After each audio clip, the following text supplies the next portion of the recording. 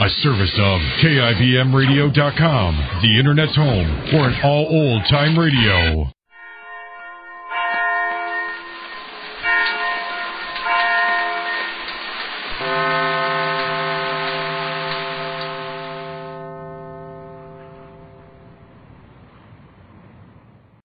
Jack Benny Program.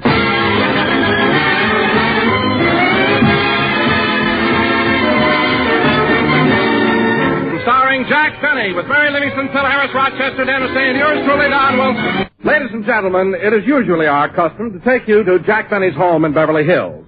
But at the moment, Jack is taking a bath, so we'll take you to Mary Livingston's house instead. Oh, Pauline. Yes, Miss Livingston? You can have the rest of the evening off. I have a date tonight. We may go to a movie. Oh, that's nice. Or we may go to a nightclub. Oh, that's wonderful. I'm going with Mr. Benny. Oh.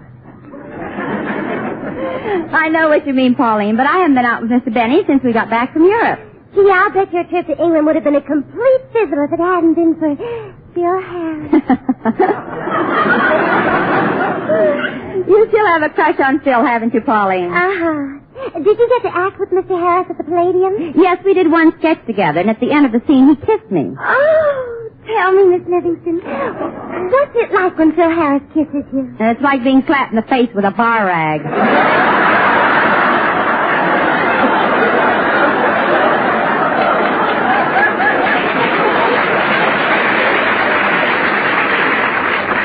Well, I wouldn't care. I think Mr. Harris is the most...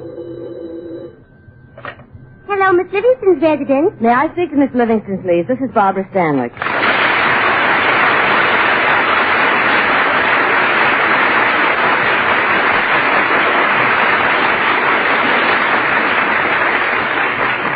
Just a minute, please.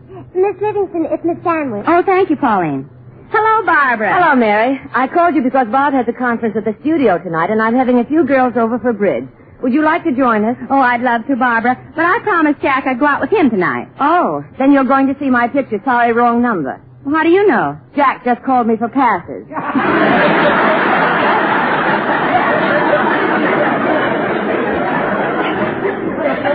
Passes? Yes, and tomorrow night, Jack's taking you to see Loves of Colman. Well, what makes you so sure? He asked me for Rita Hayworth's phone number. Oh. No wonder I've never seen any of Lassie's pictures. She hasn't got a phone. Anyway, Barbara, you shouldn't have given Jack those passes. Well, I was going to turn him down, but when he came over to pick them up, he said he'd tell a joke on his program, plugging my picture. Oh, fine. Did he tell you the joke? Yes, it was a dilly about two termites who get indigestion from eating bad wood. Sorry, wrong lumber.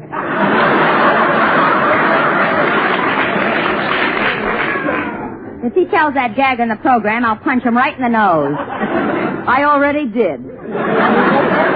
You know, Mary, Jack can be so corny. I can't understand why you go out with him all the time. Oh, he isn't so bad, Barbara. I'll admit Jack may not be the handsomest man in the world, but he's not the homeliest.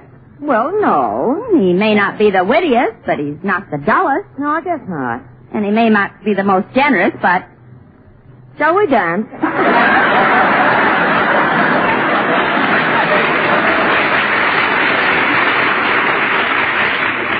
Oh, anyway, Barbara, Jack isn't so bad. No, I guess you're right, Mary. He did bring Bob a nice present from Paris. A beautiful, bright yellow beret. A yellow beret? Yeah, Bob wore it yesterday at the studio. Oh, I bet it was a riot. No, but it started one. What happened? Phone or no phone, Lassie chased him up a tree. Well, imagine giving Bob a beret. Say, Barbara, did Jack bring you anything from Europe? No, but I'm awfully glad he's back. You are? Nobody can do rough dry like he does. Well, you can thank me, too. I help on my days off. Well, I'm sorry you can't come over tonight, Mary, but I hope you like my picture. Oh, I'm sure I will. And maybe we can get together next week. Goodbye, Barbara. Bye. Well, I'm all ready to go to the movies. Hand me my umbrella, will you, Pauline? Miss Livingston, it stopped raining. I know, but you've never sat next to Mr. Benny when he's eating popcorn. Well, he should be here in a few minutes.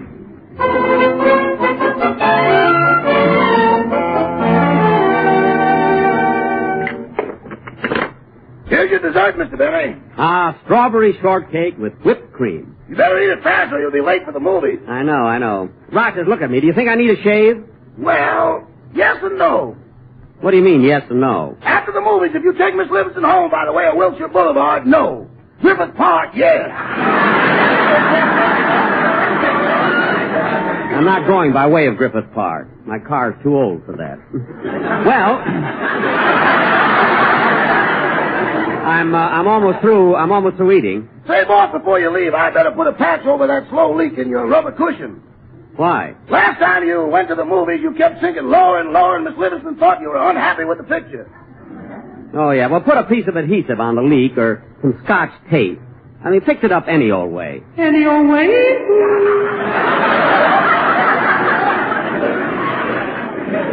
Rochester, that echo again. Didn't you hear it? No, boss, I didn't hear a thing.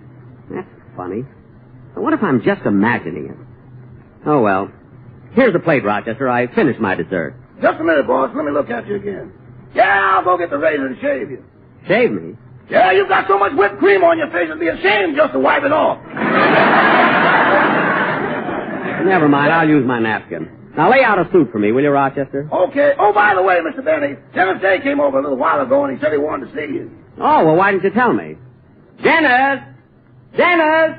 Here I am, Mr. Benny. Oh.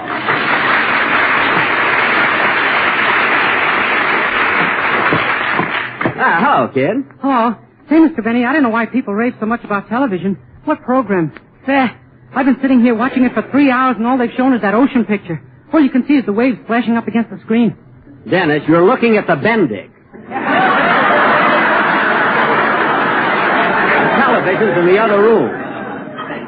Now, what did you want to see me about? Well, my mother had to go to a club meeting, and she won't be back till late, so she told me to come over here so I won't get into mischief. Mischief? Dennis, you're old enough to take care of yourself. No, I'm not. Last week when my mother left me alone, it was terrible. What? I was sitting there getting bored. I wanted some excitement, so I stuck my head in the Mixmaster. You stuck your head in the Mixmaster? That's the craziest thing I've ever heard of. If you've never tried it, don't knock it. Oh, my goodness. Look, kid, from what you told me, I'm not going to leave you alone in my house either. Now, you better come with Mary and me. We're going to see Sorry, Wrong Number. With Barbara Stanwyck?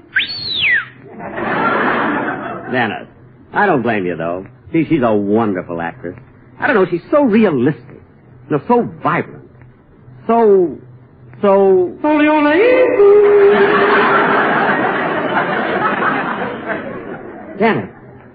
Dennis, you heard that echo, didn't you? No. You still keep hearing it, Mr. Benny? Yes, and I don't know how to get rid of it. I don't know what to do. Why don't you stick your head in the Mixmaster? Oh, stop.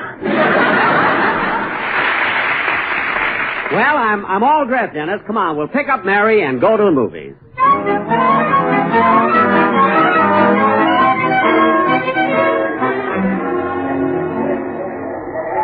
Well, kids, here we are at the theater. Come on, Dennis.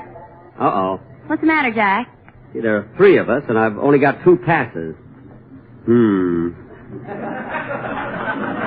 Now, let me see. Shall I kill myself? No! I'll figure out something. Jack, you ought to be ashamed of yourself asking Barbara Stanwyck for passes. Oh, I don't know, Mary. I gave her passes to my picture. For your picture, they were dropping tickets from airplanes. I didn't mind the tickets, but I got hit on the head with a dish. Oh, well. Well, I'll go over and buy Dennis's ticket. Wait here for me. Gee, Dennis, you'll love Sorry, Wrong Number. It's so tense and exciting. It is? Yeah. All through the picture, Barbara Stanwyck tries to use the telephone. And by accident, the wires get crossed as she hears 2 men plotting her own murder. Gee. Well, come on, let's go. I got your ticket, Dennis.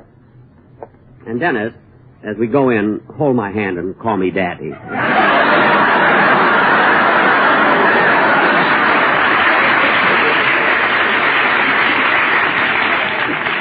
Come on. Tickets, please. Here you are. Jack, I want to sit in the loges. Loges? These passes are for general admission. The loges will be an extra 60 cents. Oh. Well. Daddy, get your hand out of my pocket.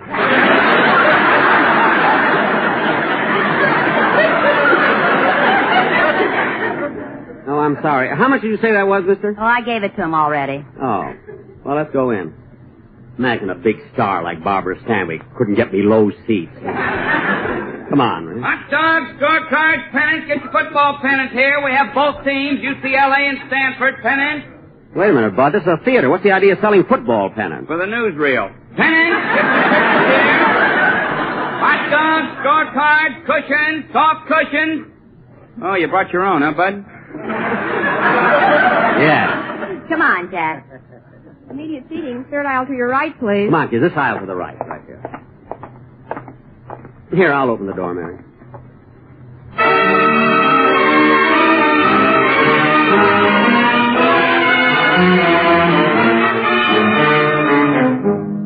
Gosh, the picture started already. Yeah, here's 3 seats over here. Get in, Dennis.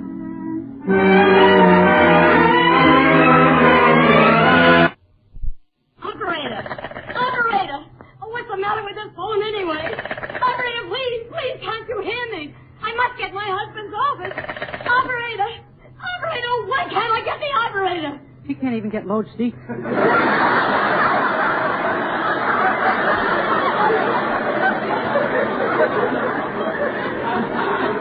Quiet. Operator. Number, please. Oh, thank goodness. Operator, I've been trying to get Murray Hill 35097 for the last half hour, and the line is always busy. Will you ring it for me, please? One moment, please. It's my husband's office. He should have been home hours ago, and I don't know what's keeping him or why that ridiculous line should be busy.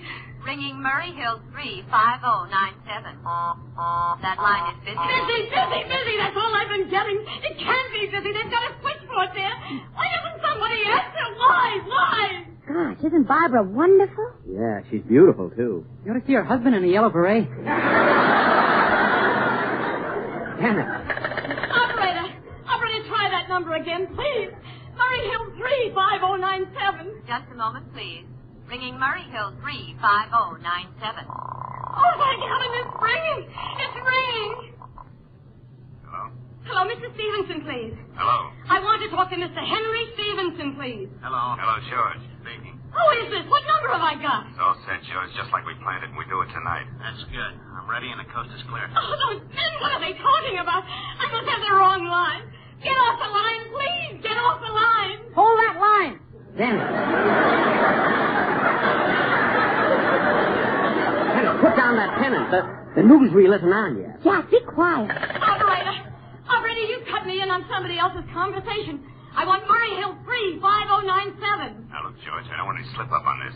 Want me to use a gun? No, that's too noisy. Strangler. Operator! Number, please. Operator, listen to me. I just heard 2 men talking. They're plotting a murder. Operator, what's the matter with you? Now, remember, George, go in the back way, climb the fire escape, and take your time. Don't make any noise. Go up slowly.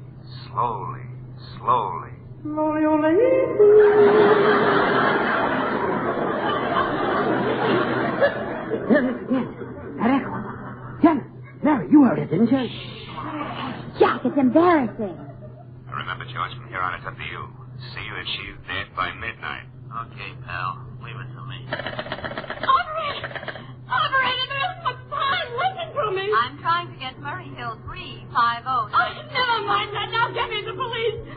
Look, operator, I'm an invalid, and I just had a terrible shock tonight on the telephone, and I'm very anxious to trace a call. It's about a murder. A terrible, cold-blooded murder of a poor, innocent woman tonight. You've got to hurry. They're going to do it before 12 o'clock. Get me the police.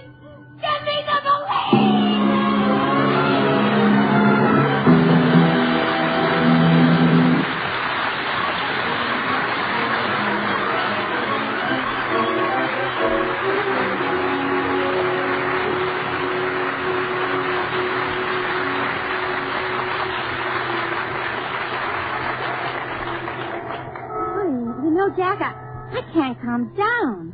What an exciting picture that was. Yeah, I thought it was very good. And what a finish. When she found out those 2 men on the telephone were actually plotting her murder. Yeah, but that's the only part, Mary, that wasn't believable. Imagine the coincidence of just picking up the phone and hearing 2 men plotting your own murder. I don't know. It was too far-fetched. It was not. I agree with Daddy. Janet, you can stop calling me that now. Anyway, Mary, I must admit that I enjoyed watching the picture, but in real life, a thing like that couldn't happen. Oh, it couldn't, eh? Well, look after you last year when you were worried about your option. And you tried to get your sponsor, Mr. Riggio, on the phone. Look, Mary. What was it, Mary? What happened? I'll tell you what happened. It was last May, near the end of the season. And Jack was a nervous wreck.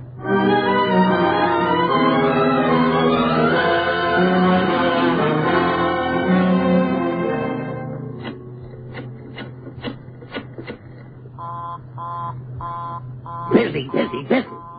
It can't be busy all this time. Operator. Quiet, Polly.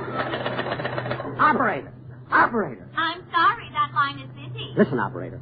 I've been trying to get that number for the last 20 minutes. It's my sponsor's office. They have a switchboard there. I'm sorry, the line is busy. It can't be busy. I've been ringing that number since 25 after 11. Do you know what time it is now? For the correct time, dial Albrecht 8. I know what time it is. Look, operator. I'm Jack Benny. I have a radio program. My auction comes up at 12 o'clock today. If I don't hear from my sponsor, Mr. Riggio, in 15 minutes, I'll be out of a job. Now get me Hollywood. 7337. 7337. Quiet, Polly. Polly, here's a cracker. And eat it slowly. It may be your last. Operator. I'm ringing the number. Good. I know it can't be busy. I'm sure there must be something wrong with you. It's ringing. It's ringing. Hello? Hello? Hello? Hello? Hello? Hello? Is that you, Mr. Riggio? Mr. Riggio. That's my sponsor. Mr. Riggio. This is me, Jack Benny. Hello, Frank. They can't hear me. The wires must be crossed. Well, Frank, I've given the matter a great deal of thought, and I've decided to let him go. Oh, I see. Well, it's going to be quite a shock to him. He's been with us a long time. I know, Frank, but he's had it coming. His work has fallen off so badly it isn't funny anymore. Yikes! They're talking about me. Mr. Riggio. Operate. Well, Mr. Riggio, don't you think you ought to warn him and then give him another chance? Yeah. Might be difficult to replace him. That's right. Tell him, Frank. Tell him. Nice boy, Frank. Nice boy. Tell him. No, Frank, I've made up my mind. I think we should look for a younger man. Younger? Well, I'm only 39. You didn't think I was old 5 years ago when I was 38. You've got to listen to me. No, you don't think warning him would do any good, eh, Mr. Riggio? No, he's had his chance. Mr. Riggio, please. Frank had a swell idea. Warn me. Give me another chance. I might be difficult to replace. Mel Blanc had 5 shows. So he couldn't even. Well, all right, Mr. Riggio. It isn't going to be easy, but I'll tell him. I've been cut off. Operator! Number, please. Operator, I want Hollywood 7337. Will you please get it for me? You may dial that number direct. But I've been dialing all morning. My finger's so swollen it won't fit in the hole.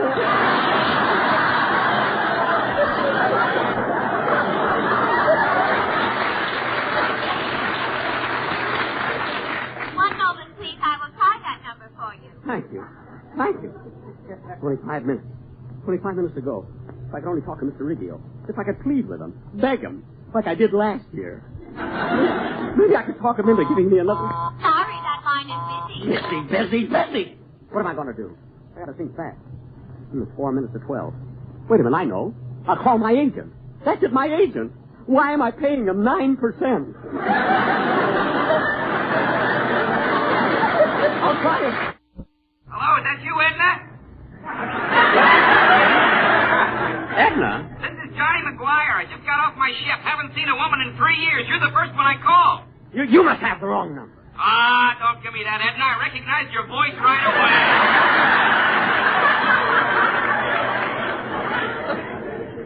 But I... Come on, Edna. Let's you and me step out tonight. I'll buy you a nice big dinner. I'm telling you, you have the wrong... Dinner?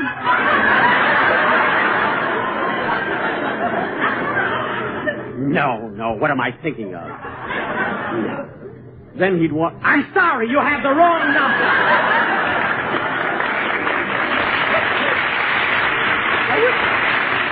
I wish I were, Eddie. At least then I'd know... Oh, my goodness. Only 3 minutes to 12. No time to call my agent now. I gotta get Mr. Riggio. Maybe he hasn't signed anybody else yet. I'll tell him I'll do anything he asks me. Anything. I'll let him cut my salary. This year I'll suggest it myself. Why not? The line's clear. It's not busy. I still have time. This is Hollywood 7337. Get me Mr. Riggio, quick. This is Jack Benton. Mr. Riggio is busy on another line. Will you call back? No. I'll hold on. I've only got 3 minutes. Hello? Hello? Hello? Is that you, Mr. Riggio? Oh, it's you, Polly. Shut your big mouth. Hello? What's that? Mr. Riggio, I wasn't talking to you. It was my parrot. This is Jack Benny. Hello again. Hello again. Well, Jack, I'm glad you called. I want to talk Mr. Riggio, please. Before you say anything, listen to me. You got to hear my side of it. I know I've been on the air a long time, but I'm not through yet. Honest, I'm not. There's still a few good years left in me, and I want you to have them. But, Jack... Look, I know I've made mistakes. Everybody makes mistakes. I mean, everybody but you, Mr. Riggio. And I've done everything you've asked me to. Last year, I kept my eye on the red bullseye till it was bloodshot. Mr. Riggio, you've got to listen to me. Jack, what are you so upset about? We have no intention of letting you go. But you don't understand. What? You mean you're going to pick up my option? Why, certainly. I've been trying to call you all morning. Your phone's been busy.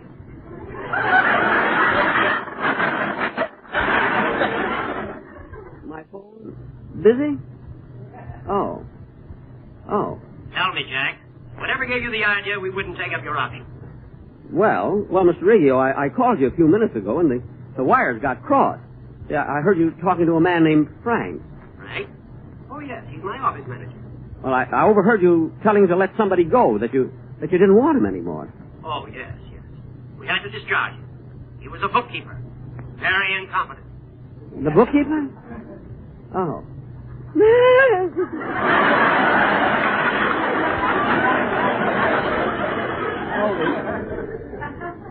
The bookkeeper? Well, Mr. Riggio, if the man wasn't doing his work, what else could you do? I mean, it's not your fault he isn't capable. There's no place for sentiment in business. That's what I like about you, Mr. Riggio. You don't let your heart rule your head. That bookkeeper got what was coming to him. I don't believe in a man whining and trying to hang on to a job when he's not wanted. I agree with you. If a man fails to deliver, let him go. Get rid of him, I say.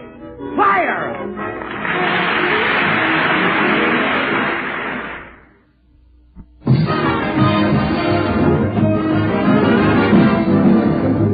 We're a little late, so good night, folks.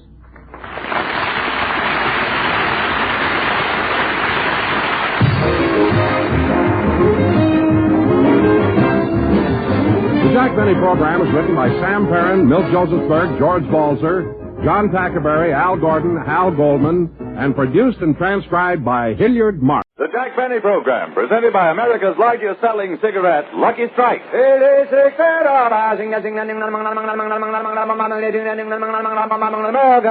Lucky Strike, first again with tobacco men. Yes, Lucky Strike is the overwhelming choice of the independent tobacco experts, the auctioneers, buyers, and warehousemen. For a recent impartial survey finds more of these experts smoke Lucky Strike regularly than the next two leading brands combined. To you as a smoker, that fact is extremely important, because these experts look to a cigarette for enjoyment. Real deep down smoking enjoyment. Now, aren't you looking for the same thing? Then light up a Lucky, and puff by puff, you'll see. LSMFT. Lucky Strike means fine tobacco, and fine tobacco means real smoking enjoyment for you. That's why you'll like Lucky Strike.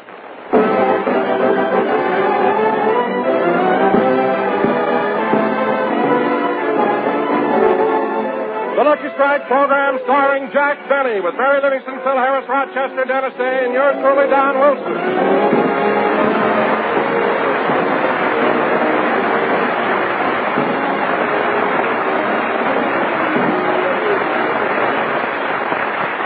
And now, ladies and gentlemen, we'd like to take you out to Jack Benny's home in Beverly Hills. At the moment, Rochester is busy in the kitchen while Jack is in the other room polishing the silver. Phew. Oh, boy, what a job. Oh, well, there are only 4 pieces left. 3 dimes and a quarter.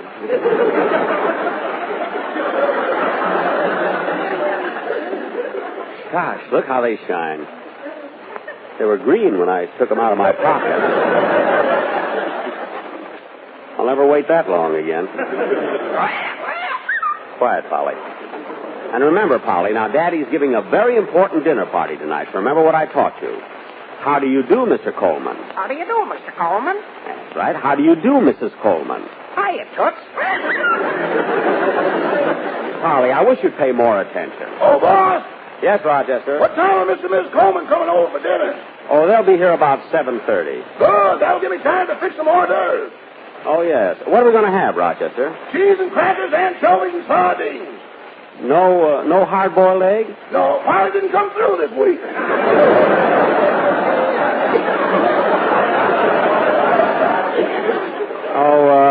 Oh, she didn't, eh?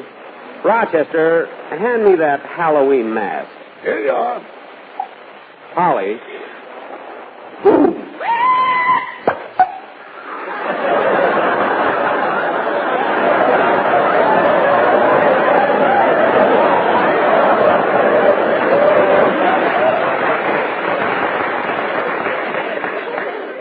Oh, my goodness. Look, Rochester, the egg broke. You sure scared her, boss. It's a double yoker. Yeah, 2 yolks. My son.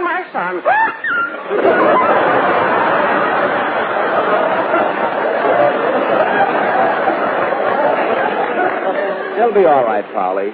You're young yet. You'll have more. Rochester, you fix the hors d'oeuvres. I'll go out in the yard and pick some flowers for the table. You sigh, the song begins. Just speak, I'll play my violin. It's magic. The stars desert the skies. It happens even in Van Nuys. It's magic. Gee, look at that backyard. Everything's growing so nicely. I wish I were a little luckier, though. Tomatoes go to 60 cents a pound. I'm stuck with an acre of beans. Oh, well. Last spring I made money on my pigs. See, what kind of flowers should I get for the table? I think I'll take some of these bluebells. They match my eyes.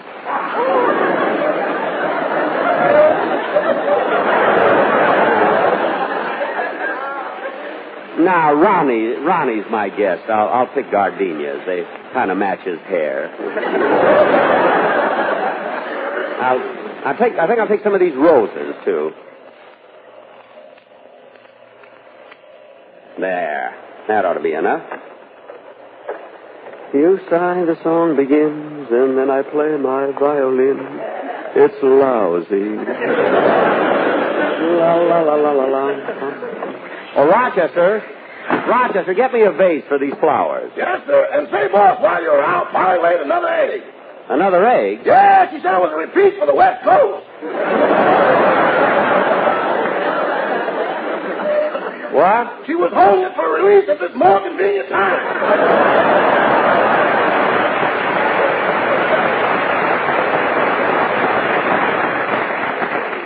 Rochester, stop being so silly and start setting the table. Okay. Oh, boss. What? Are we going to use napkins or shall I put on a long tablecloth? We'll use napkins tonight. What about those on the buffet? The man brought those this afternoon. Wait a minute. These are funny-looking napkins. That's what I thought, so I asked the man to leave his phone number. Here it is. Good. I'll call him up. Never seen napkins like these before. Hello, Nap Diaper Service.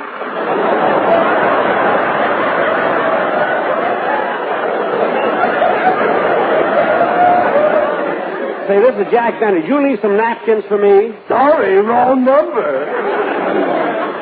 Well, Rochester, do the best you can with them, will you? Come in. Oh, hello, Mary. Hello, Jack. I came over as soon as I could. Oh, did you stop by the market and get those things I asked you? Yeah, but tomatoes were 60 cents a pound, so I bought beans. Beans? Now, I got a backyard full of them. I supply the market. I could have bought those beans for myself and cut out the middleman. Heavens to Boston. All right, so I made a mistake. Put me in irons. Mary, it isn't that. Oh, hello, Polly. Polly want a cracker? Polly want a rye crisp. A rye crisp? She's on a diet. Oh. Mary, would you like to... Mary, what are you laughing at? Well, Polly being on a diet reminded me of something Mama wrote me in her letter. Oh, you got a letter from your mother? Would you like to hear? Yes. What does Plainfield's answer to Halloween have to say? Well, just a second. I'll read it to you. Okay.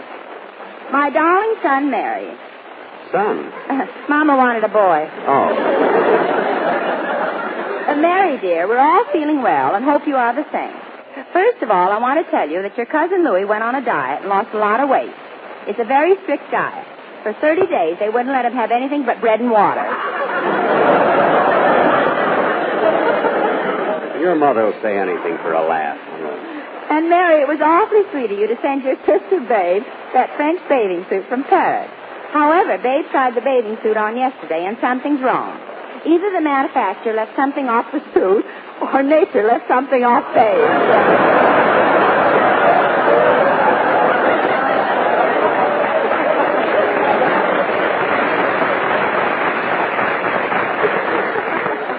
I knew she couldn't do it. I'm inclined to think it's her fault, as she hasn't much of a figure. Babe is so bow-legged, she can wear 2 different stockings and you never notice it. You know, Babe has such peculiar legs. When she walks down the street, she looks like she's kicking herself for betting on UCLA. Jack, there's more. Oh. Mary, you remember your Uncle Oliver. Well, Oliver got himself a job in a local bakery as a pretzel bender. He's pretty good, too. You ought to see Oliver twist.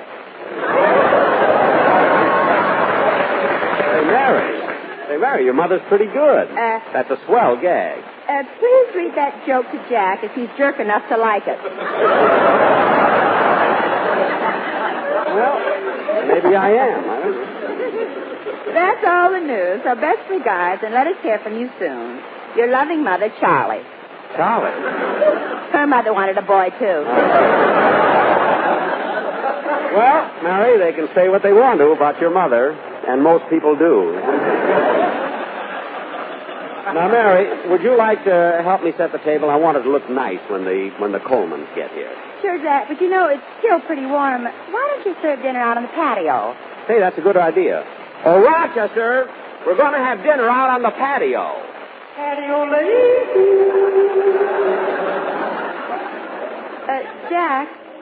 Jack, what are you staring at the wall for? Mary, that echoed you. You must have heard it.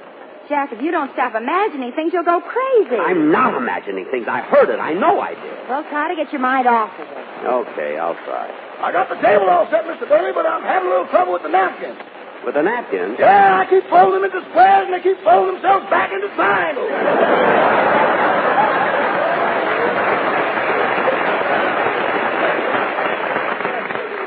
Well, don't worry about them, and you better check on the dinner. Okay. Oh, say, by the way, Mr. Wilson came in a while ago. He wants to see you. He's in the library. Oh, Don Wilson? Oh.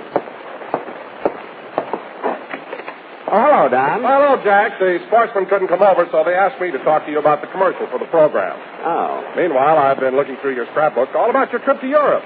Oh, yes. It's interesting, isn't it, Don? Certainly is. Gosh, what beautiful pictures. Yeah. Don, look at this one here, taken in Switzerland. Aren't the mountains beautiful with the snow-capped peaks and waterfalls? Yes. What do people eat there? Oh, cheese and hot chocolate and a lot of dairy things. And Don, look at this picture taken in Glasgow, Scotland. The Highlands of Scotland are so picturesque and charming. It's really inspiring. What do people eat there? In Scotland? Oh, meat and potatoes, the same as we do. Oh, look here, Don. Here's a picture taken in Amsterdam, Holland. Ah, what a country, Holland, with its canals and dikes and windmills. What do people eat there? Well, I don't know. Fish, vegetables, a lot of things. Jack, what's this picture down here? Don, I'm glad you noticed that. That was taken during the war when I was in the South Pacific. That's a little island surrounded by coral reefs with a few palm trees waving in the breeze, and the water is crystal clear and the sand is as white as ivory. What do people eat there? Each other. They're cannibals.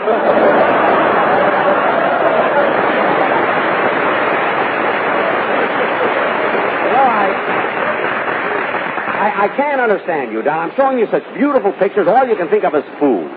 Look at this one here, the one with the donkey. That was taken in Ireland. Oh, boy, Ireland. I've always wanted to go there. It must be beautiful country. Oh, it is, Don, it is. You ought to see Ireland. The River Shannon, the lakes of Killarney, Limerick, Ballygar. County Sligo. Ah, Ireland. With its magnificent lakes, green fields, winding roads, and simple little cottages. And the people are so gay and happy, they greet you with a smile. And they're always singing. Oh, the days of the Kerry dancing. Oh, the ring of the piper's tune. Oh, for one of those good old luckies. How we'd like to meet F.B. Boone. You can have your Kerry dancing, I'll stay home with a lucky strike. Made of light and fine tobacco, that's the smoke that we all like.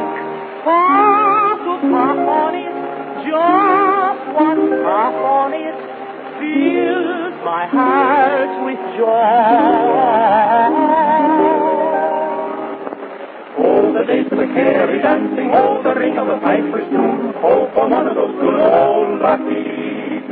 How we like to meet every fool.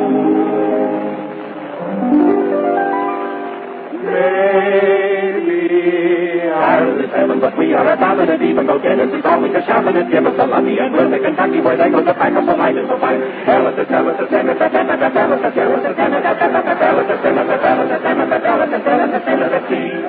so come back to Erin, Jack Denny, Jack Denny.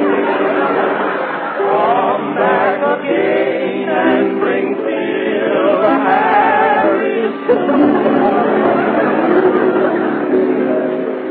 We'll pray the shamrock for one little ham hock. Come back to Erin, we love you. We do.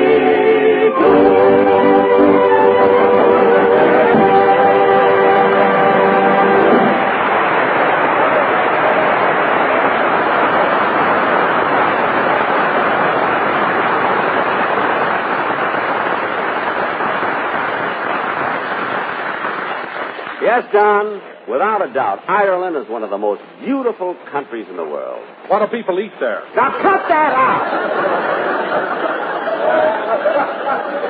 For heaven's sake. Look, John, I haven't got time to talk about it now. You know, Mr. and Mrs. Ronald Colman are coming over for dinner.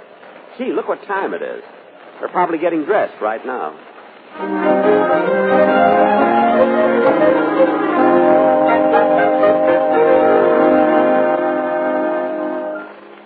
Oh, Benita.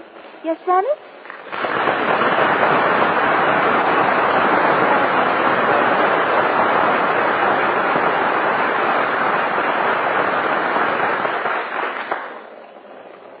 Benita. Yes, Ronnie? Benita. Yes, Ronnie? Must we go?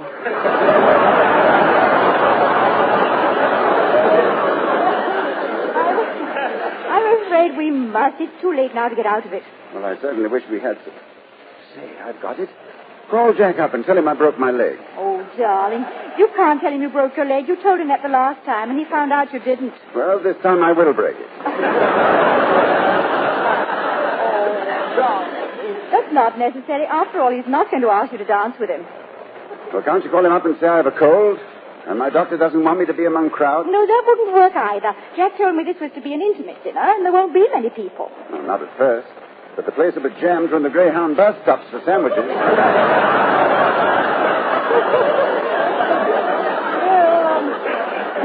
That isn't really so bad normally, but remember the night the sheriff was taking a busload of convicts to San Quentin? Yes.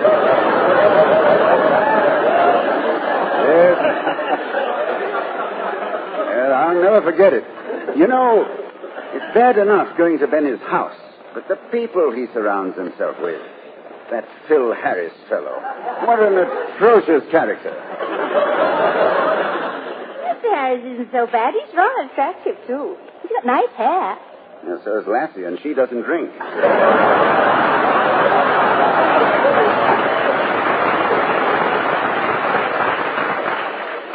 Even if she did, she couldn't lap it up as fast as he can.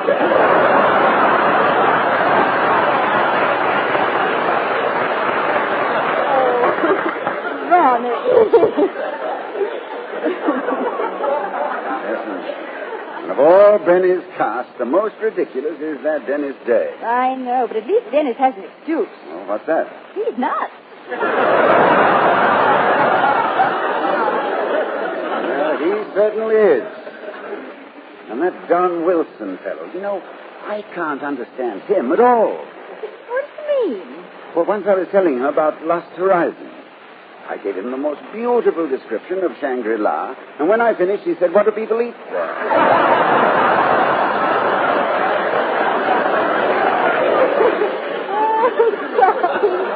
Yes, cheer up. At least Mary Livingston will be there, and she's very nice. Oh, yes, Mary's lovely.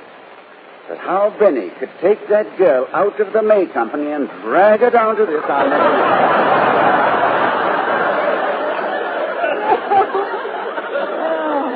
We're going to go. Let's finish dressing. The sooner we get there, the sooner we can leave. I wonder what Jack's serving for dinner. Oh, probably the same thing as always. Baked beans under glass. Well, I hope he's more careful with the linen tonight. Last time we had dinner there, I wiped my lips with a napkin and got stuck with a safety pin. Oh, well, we've stalled all we can. Let's get ready. Very well. Ronnie. Yes, darling? First one first is a rotten egg.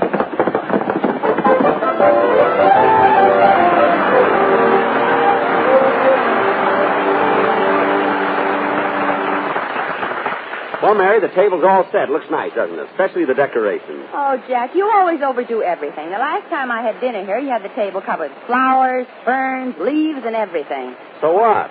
So what? Trying to find the mashed potatoes was like looking for Chloe. Looking for Chloe. I like the table as it is. Now, let's see. I'll put the neatest chair next to me, Ronnie's chair next to you, the high chair next to Ronnie, and... High chair? In case he brings his Oscar. Now, let's, Boss, Mr. Harris called a while ago and said you promised to lend him your tuxedo tonight, so I laid it out on the couch. Oh, yes, his didn't come back from the cleaners.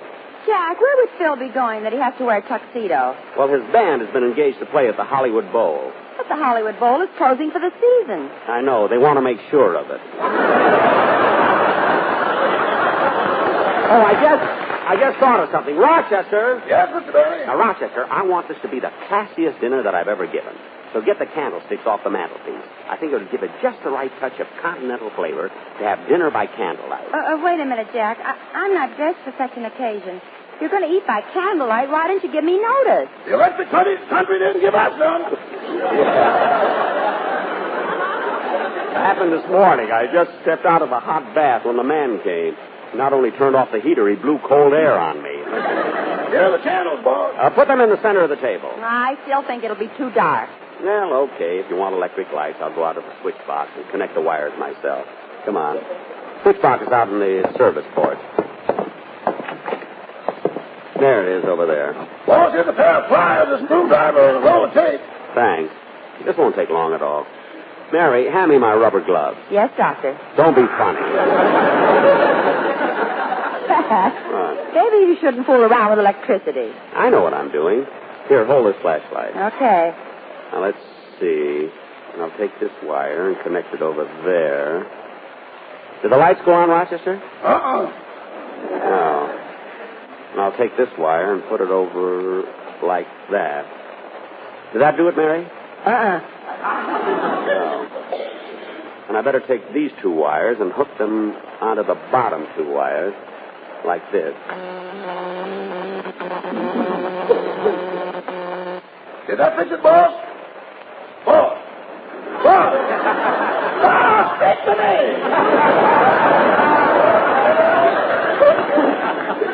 See, I couldn't let go.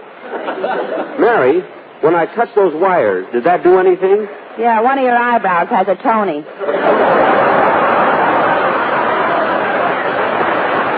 Oh, stop being so comical, will you? I'm sorry. Hello, Libby. The front doorbell didn't ring, so I walked right in. Hello, Rochester. Phil, what are you so sad about? What am I so sad about? Yeah, what's the matter with you? Well, Jackson, it's you. Well, of course it's me. Boy, am I glad to see you. Then you can lend me your tuxedo. Of course I can. I had Rochester laid out on the couch. Didn't you notice it? Sure, I saw the tuxedo, but when I opened the door and saw all those flowers and the candles burning, I wouldn't touch it for $1 million.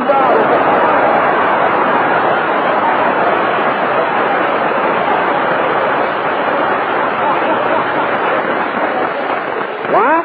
And Jackson, don't ever cross the sleeves like that again. Oh, for heaven's sake, Phil, the Colmans are coming over and the flowers are for decorations. I'm using the candles because the lights are out. Say, Phil, how come we didn't see you last week? Where were you? Oh, Alice's mother came to town and I had to show her around. Boy, we really had a time. Henry's, Francois, Dominic's. I never heard of those restaurants. Hey, restaurants, them as pool rooms. Pool rooms? Phil, you took Alice's mother to a pool room? She loves the game. Phil. You don't think she talked Alice into marrying me just because I'm pretty? This is ridiculous. Wait a minute, Phil. Are you trying to say that Alice's mother wanted you for a son-in-law just so you can play pool with you? Or she was concerned I couldn't marry Alice fast enough. What? All during the ceremony, she was standing in the back pew chalking up. Oh, stop. Chalking up. Even the preacher got confused. The preacher? Yeah, he says, do you promise to love, honor, and keep one foot on the floor? Oh, quiet. Now, look, Phil, believe me, you're a very charming fellow. I just love to stand here and listen to you make things up. But I'm having the Colmans over for dinner, and I haven't time. Okay, Jackson, I can take a hit. You'll find the tuxedo on the couch. Thanks. Here's the $3. So long, kid.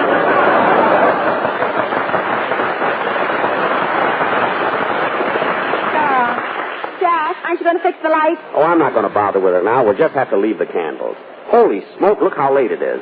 I wonder what's keeping the Colmans.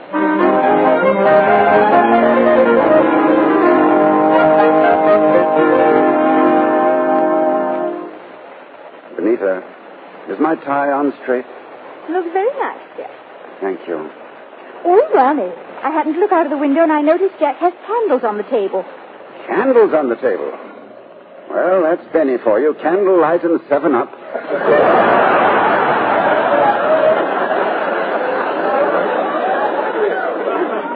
Oh, Benita, I'd give anything if we didn't have to go. Anything. Oh, darling, what's the difference? It's only one night. I know, but he's such a bore. Talks about himself all the time. Will you ever forget that night we ran into him in London? But Ronnie, Jack was only trying to make conversation. Conversation? Benita, I didn't mind when he told me he broke all existing records at the Palladium. And I didn't mind when he told me that the King and the Queen couldn't get tickets. But when he told me they were going to move his dressing room to number 10 Downing Street, I could have spit in his eye.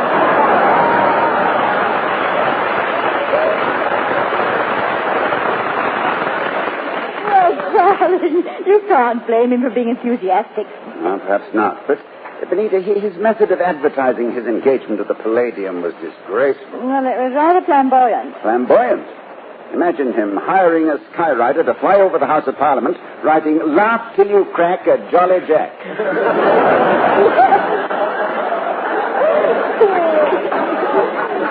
I never could understand that P.S. More for your car. No, neither could I. I tell you, darling, if I have to listen to that stuff again tonight, I shall... I'll get it. Yes? I beg your pardon, is this Jack Benny's house? Well, Jack Benny lives next door.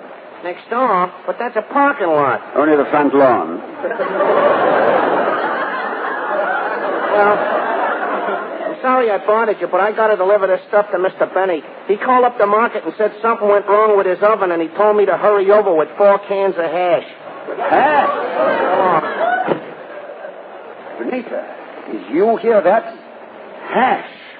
If Benny thinks I'm going to put on a tuxedo to eat hash with a bunch of convicts, he's got another thing coming.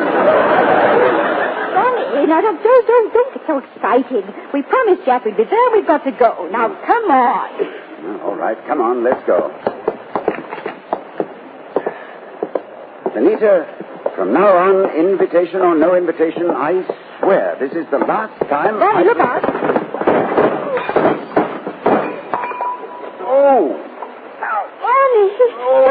hurt yourself? Why did the gardener leave that flower pot in the middle of... Benita. Ronnie, what's the matter?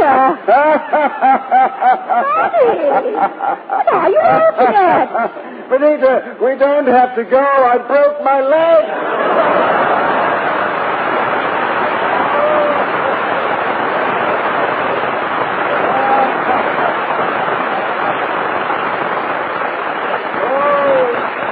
Glorious weeks in the hospital. 6 weeks away from Benny. Darling, put me in a maternity ward. You'll never look for me there.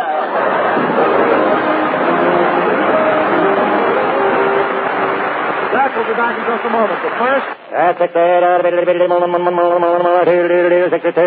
American. An impartial survey covering all the southern tobacco markets reveals this important fact. More independent tobacco experts smoke Lucky Strike regularly than the next 2 leading brands combined. Yes, Lucky Strike. First again with Tobacco Man. Remember, these are the experts, the independent auctioneers, buyers, and warehousemen.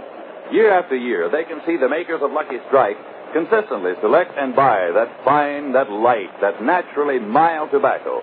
And more of these experts smoke Lucky Strike regularly than the next 2 leading brands combined. You've heard the survey results.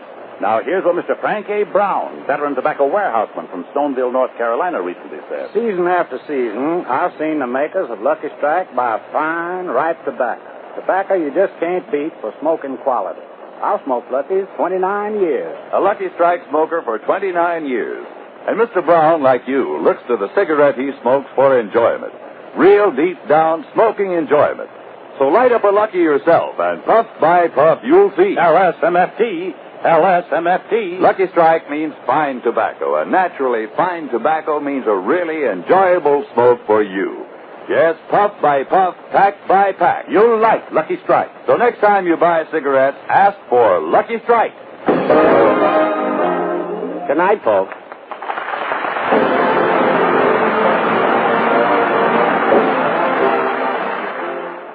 This is NBC, the national broadcasting company.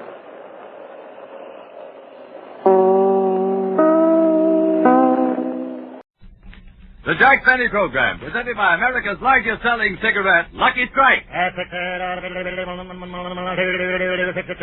American. Lucky Strike. First again with Tobacco Men. Yes, first again with the men who really know tobacco, the independent buyers, auctioneers, and warehousemen.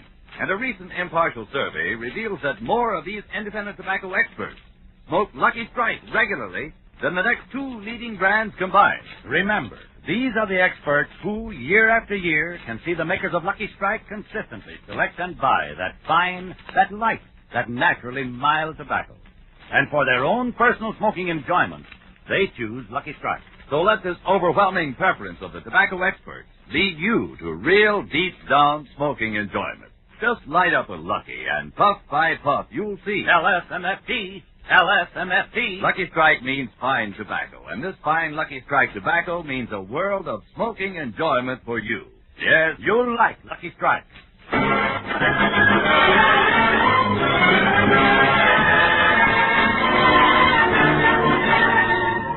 Lucky Strike program starring Jack Benny with Mary Livingston, Phil Harris, Rochester, Dennis Day, and yours truly, Don Wilson.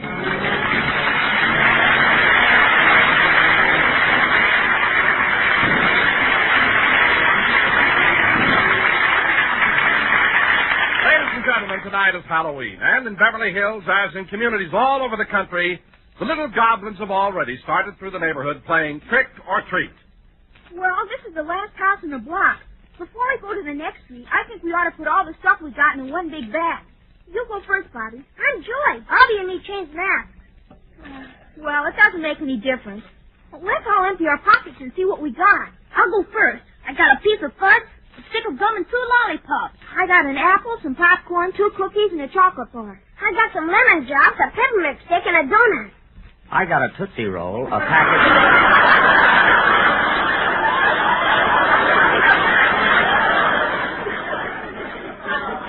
a package of Lifesavers, and a can of Strong Hearts. Dog food, huh? Hey, fellas, we're wasting time. Let's get over to the next street and knock on some more doors. Let's go. Hey, Bobby, here's that new kid that moved into the neighborhood. Oh, yeah. Hey, Butch. Hiya, fellas. You playing trick-or-treat, too? Yeah. I've been to every house in the neighborhood. You have?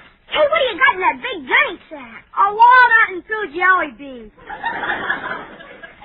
Beverly Hills.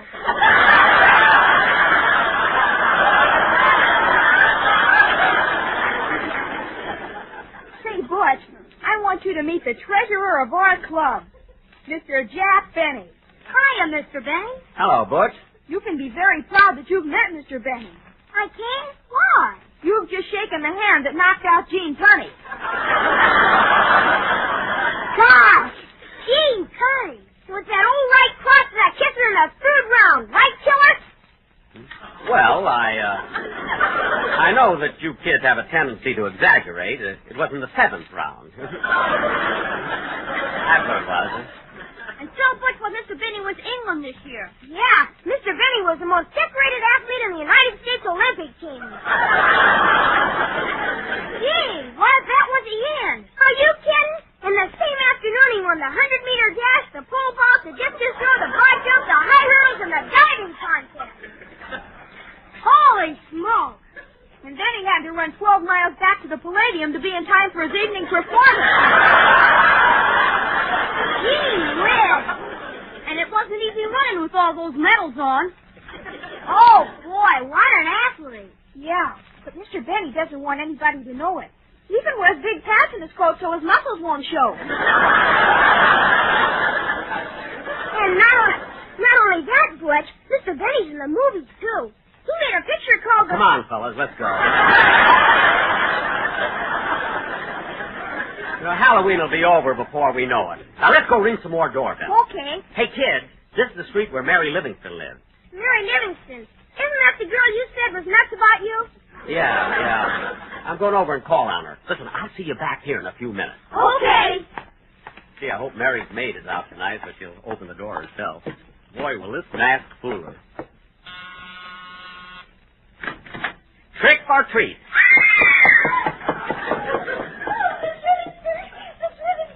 What is it, Pauline? What's the matter? There's a wolfman at the door. A wolfman? Oh, Pauline, it's probably some kid. I'll go and see. Mary, it's me. Oh, for heaven's sake. Pauline, come out from under the bed. Oh, did the wolfman go away? It's not a wolfman. It's Mr. Benny. He pulled his toupee down over his face and cut 2 eyes in it. Yeah. Say, Mary, do you mind if I come in and sit down for a few minutes? I'm worn out. Worn out? Why are you so tired? I don't know. I guess I haven't gotten over the Olympics, you know? What? I mean, I walked over from Olympic Boulevard. Oh, boy. Let me get into that chair. Say, Jack, I received an advance copy of the Saturday Evening Post, and there's a big article in it about you. There is? Let me see it. Here. Oh, yeah. Say, look at that picture of me. Say, I look pretty good, don't I? A lot of color in my face. Put on your glasses. That's an ad for Campbell's tomato soup. Oh. You were looking at a tomato. Thank heaven. I thought I had a stem growing out of my head. There's your picture on the other side. Oh, yeah. And there are my writers around the swimming pool. What are you laughing at? They look like 4 gophers coming up for air. I can't understand it. I pay them enough to get their teeth straightened. Gosh, my feet hurt. Mary, do you mind if I slip off my shoes? No, go right ahead. Okay. Ah, that feels better. You know, Mary, we've walked all over the neighborhood. Jack, I know that's a nice bunch of kids who belong to the Beavers Club, but you're too old for them. But, Mary, it's good for kids to have a hero, you know, an idol. Someone they can worship. I know, but what kind of an excuse are you going to give them Wednesday when they find out you weren't elected president? That's what worries me. The kids won't believe it, you know. They'll demand a recount. Oh, well, I'll think of something, you know. Mr. Benny, we're waiting for you. Oh, the Beavers are calling me. I gotta go. All right, Claire. I'm glad you stopped by. Yeah, good night, Mary. Good night. Gee, Miss Livingston, did Mr. Benny have to go away so soon? Don't worry, Pauline. He'll be back. Well, how do you know? He forgot his shoes. Here. Thanks.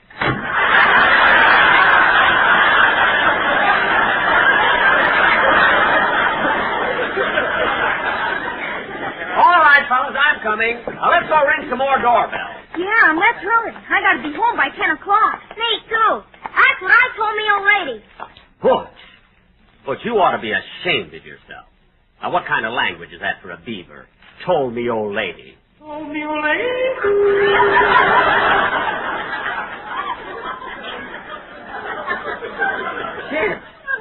Shit, beavers. Did you hear that? I didn't hear anything. Neither did I. But you must have heard it. There was an echo when I said... Oh, no. No, I'm not going to say that again. Say what? Told me, old lady. I didn't even say it then. What's the matter with me, anyway? Oh, well, come on, kid. Come on, let's play some more trick-or-treat. Hey, Joey, I'm new here. What goes with this jerk?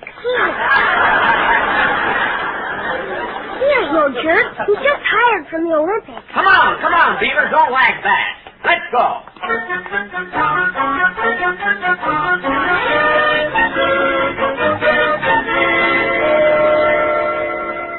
Gee, kids, we've walked about 3 miles since we left Mary's house. Hey, Mr. Benny, isn't this the house where Dennis Day lives?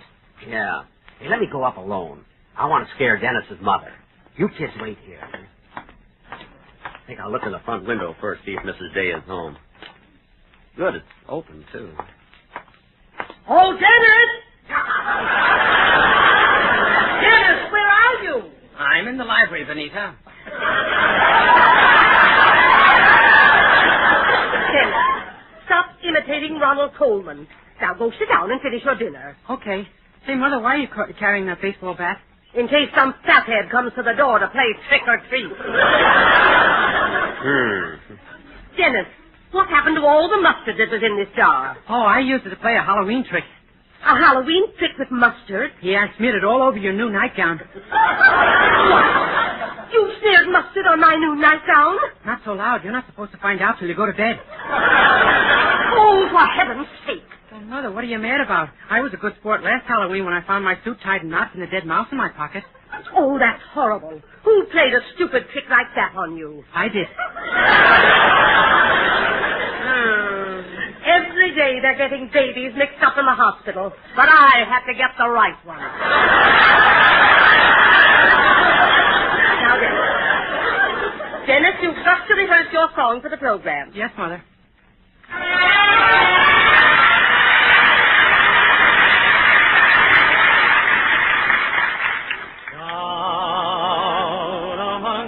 Sheltering palms, oh honey, wait for me.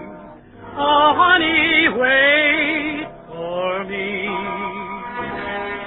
Don't be forgetting we've got a day where the sun goes down about 8. Oh, my love is burning, burning, burning. Oh, my heart is yearning, yearning, yearning to be down among the sheltering palms. Oh, honey, wait for me. Oh, my love is burning, burning, burning. Oh, my heart is yearning, yearning, yearning to be down among the sheltering palms. Oh, honey, wait for me.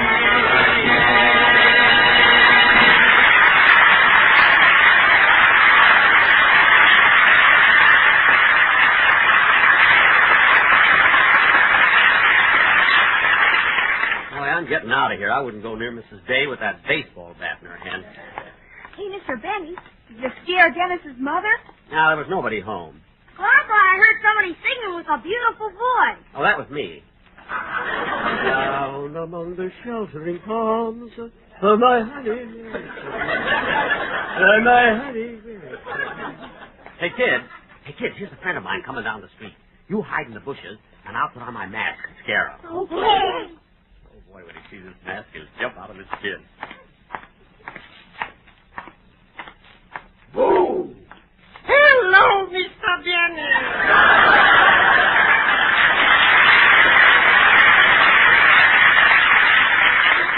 Oh, hello, Mr. Kissel. How'd you recognize me? Who else wears button shoes? Oh, yes. Yeah, well, Mr. Kitzel, what are you doing out on the street? Don't you know this is Halloween? Yes, I know. This is the night when hobgoblins and spooks and monsters and witches are roaming the streets. Well, then what are you doing out? I'm looking for my wife. Oh. You know, we went to the movies and we got separated by the crowd. Oh, the movies. Now, what pictures did you see? Johnny Belinches. No, Mr. Kitzel. Mr. Kitzel, that's Johnny Belinda. Oh. And wasn't Jane Wyman wonderful in that picture? She played such an unusual part. Though she was dumb and she couldn't speak a single word. Ooh, to have a wife like that. Oh, your wife talks a lot, huh? All the time, all the time. What does she talk about? Who listens?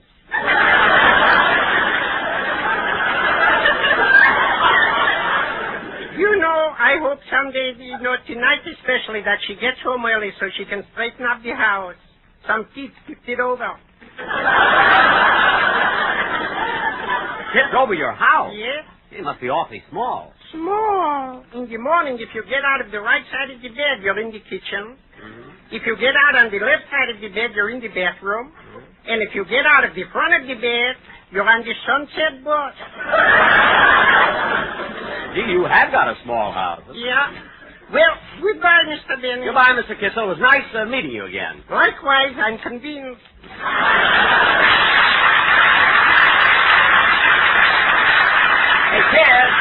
Hey, kids, Beavers.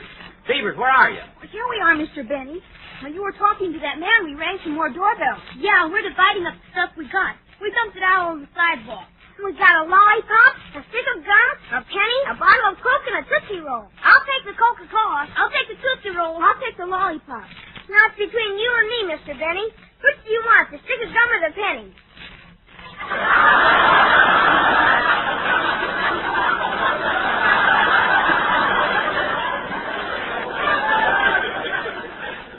Well, I guess I'll take the stick of gum. Okay, get your foot off the penny. Oh, I'm sorry. Say, kids, look, while we're in this neighborhood, let's go over to Phil Harris's house. Okay.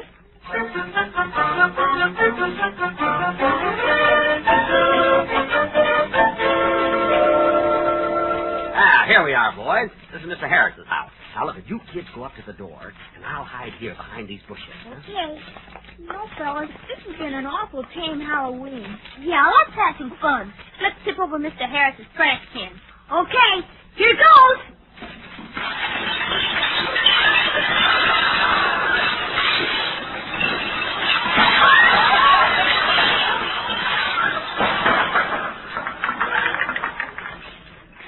Gee, doesn't he ever buy anything in cans?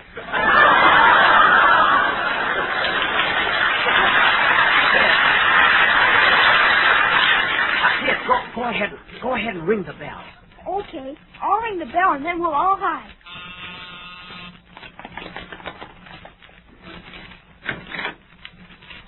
Mr. Harris is at home. His wife answers the door. Yeah, look at her standing there. Isn't she beautiful? Well, who is it? Who rang the bell? She's beautiful, all right, but she sure got a deep voice. Oh, there you are. Hey, you boys out celebrating Halloween? Uh-huh. Trick or treat. Oh, trick or treat, huh? Well, which would you kids rather have? We'd rather have the treat. Okay, here goes. Oh, would you come with me to Alabama? There we'll meet my dear romantic, who's crying, aches, and toil and hell. That's what I like about the South Higher, Jackson.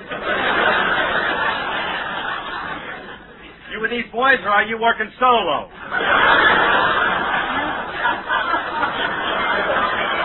Look, I'm with the boys, and we're having a lot of fun playing trick or treat. Well, I bet you can't wait till Easter when the fuzzy, fuzzy, bunny rabbit hides its head up there, Never mind that, Phil. You just don't know how to enjoy yourself. Maybe you're right. Come on in, Jackson. Hey, come on in, kids. Okay, come on, Beaver. Come on. Phil, is Alice home? No, Alice took the children to a Halloween party, and I had to stay home with her money. Well, if you ever need a sitter, call me up.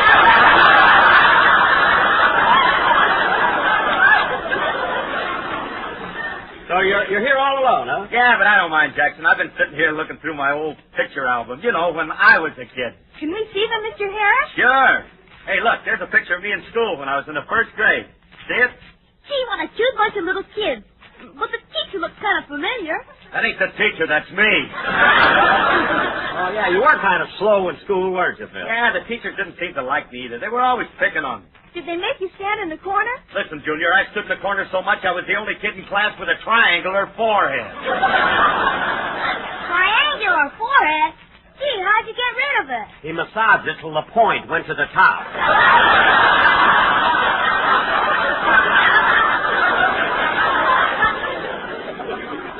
Say, Phil, this picture here, that's Remley, isn't it? Yeah, that's Frankie. That picture was taken 18 years ago, the day he got out of school. Oh, on graduation day. Why isn't he wearing a cap and gown? Look, Jackson, the school Remley went to, you didn't graduate, you just had to be able to get over the wall.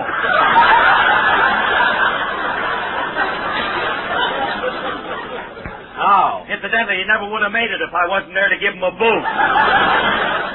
Phil, I think you're just... Oh, excuse me a minute, Jackson.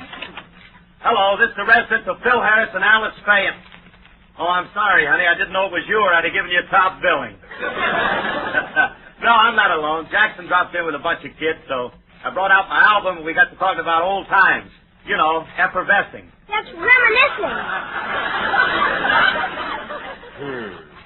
I know, honey. One of the kids just told me. What did you call me for, baby? Oh, okay. I'll be right over and get you. Well, we've got to run along, Phil. Okay, Jackson. See you tomorrow. So long, kid. Bye. Gee, that Phil Harris is a nice guy. But I wish his wife, Alice Faye, was home. Yeah, she's beautiful. She certainly is. She's got the bluest eyes I've ever seen. Oh, yeah? Come over here under the street light.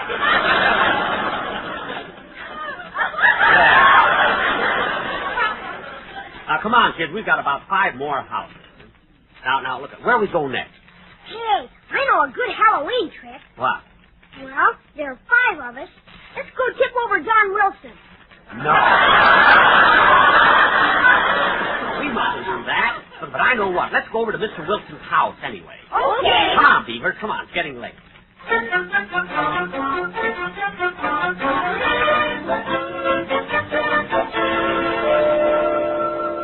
All right, kids. Here's John Wilson's house. It's dark inside, but the door's open. Look, I better go in alone first. Okay. Wait here.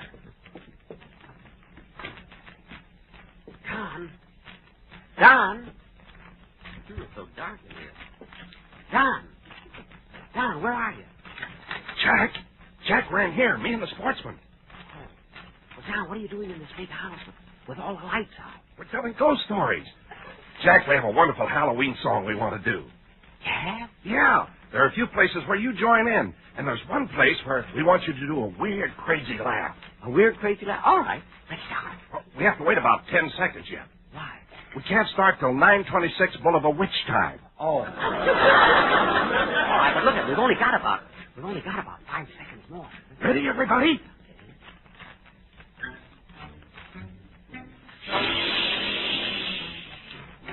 S-M-F-G.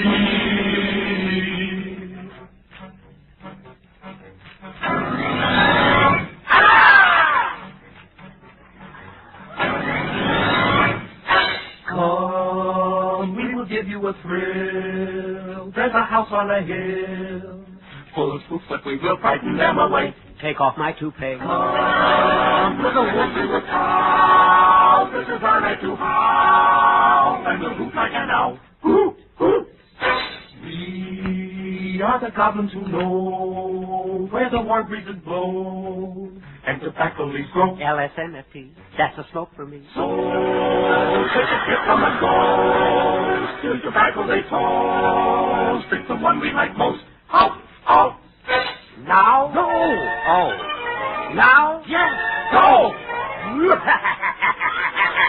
Aren't we the ones? Look, there goes the skeleton. I'm shaking like gelatin. Before you get right, you better start lighting the lucky, and then we can go. So take a puff and you'll see, and we're sure you'll agree. And say lucky for me. They are first again with Tobacco Man. Now, if you'll hand us our brew, we'll be leaving here soon and go hunting for it.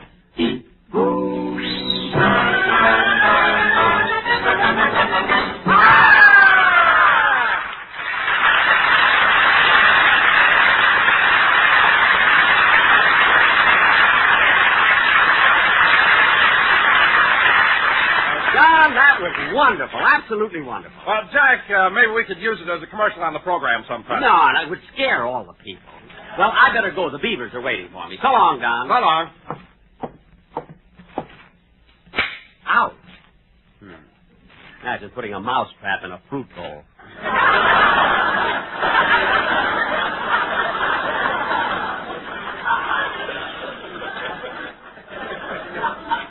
He doesn't want people to eat his fruit. Why doesn't he keep it locked up like I do?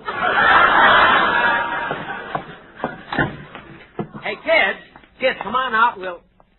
Kids. Now, where did they go? I better give the beaver a call. Ow!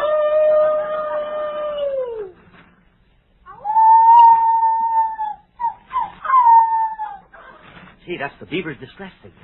I better hurry. Coming, fellas! Coming! Gee, I wonder what happened. It was nothing serious. There they are behind that fence. What happened, fellas? What happened? His pants climbing over the fence. Yes, I want to go home. Oh, come on, Stevie. That's nothing to cry over. What's so bad about tearing a hole in your pants? I was carrying my rabbit there and he got away. I want to go home. Oh, don't let that rip in your pants spoil our fun. And I'll climb over the fence and I'll fix it for you.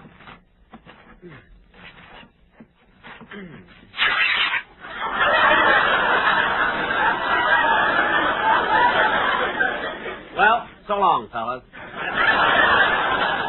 I better go home, too. We all better go home.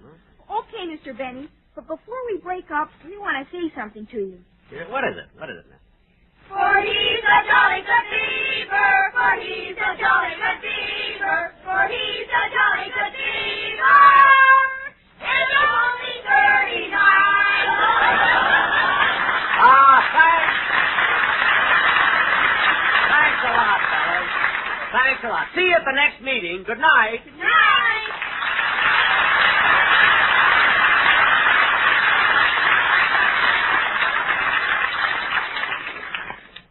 Gee, what a night.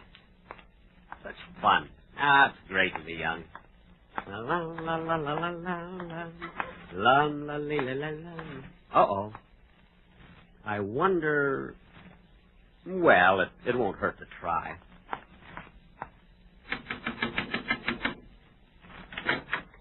Trick or treat?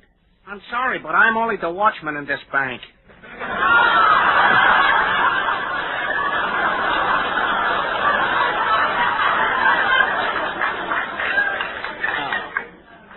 Understand it. Some people never want to get into the spirit of this thing.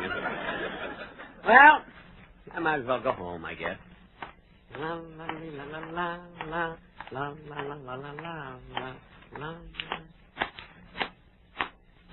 Hop, hop, till you drop. Skip, skip, don't you trip.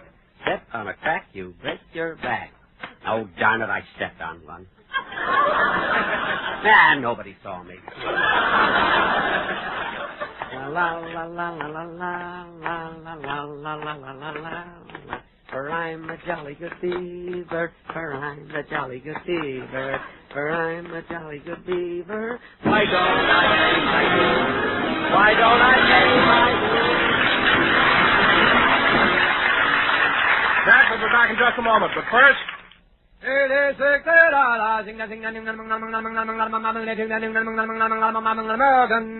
recent impartial survey covering all the southern tobacco market reveals Lucky Strike first again with tobacco men. Yes, more independent tobacco experts smoke Lucky Strike regularly than the next two leading brands combined.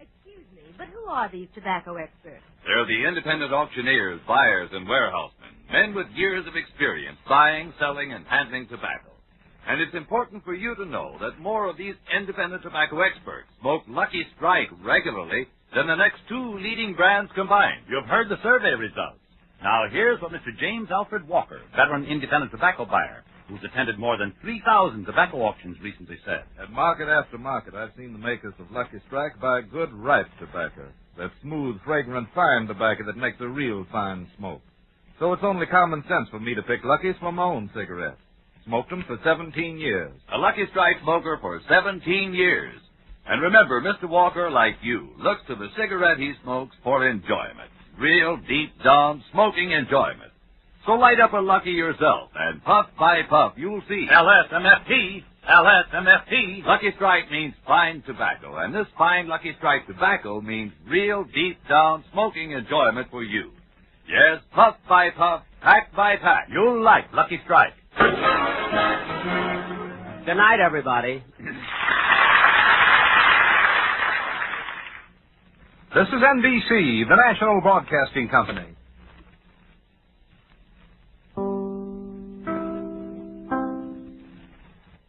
Jack Benny program, presented by America's largest selling cigarette, Lucky Strike.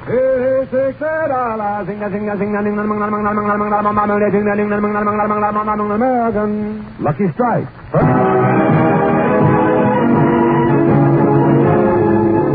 The Lucky Strike program starring Jack Benny with Mary Livingston, Phil Harris, Rochester, Dennis Day, and yours truly, Don Wilson.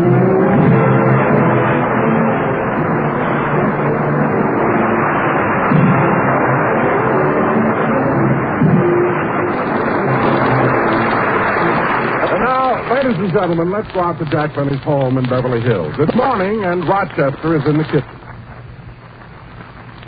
Look what time it is. I better start getting Mr. Benny's breakfast ready. Now, let's see. I think I'll give him some ham and waffles. He's crazy about ham and waffles. We're out of ham. And I had the last 6 waffles. Let's see, what else? Oh, I know. I'll fix him a plate of bacon and eggs with French fried potatoes. Uh-oh, can't do that. I had the eggs. Come to think of it, I had the bacon and potatoes, too. Well, I better take a look in the refrigerator again. I wish the boss would buy a refrigerator with electric light in it. This candle keeps melting the ice cubes.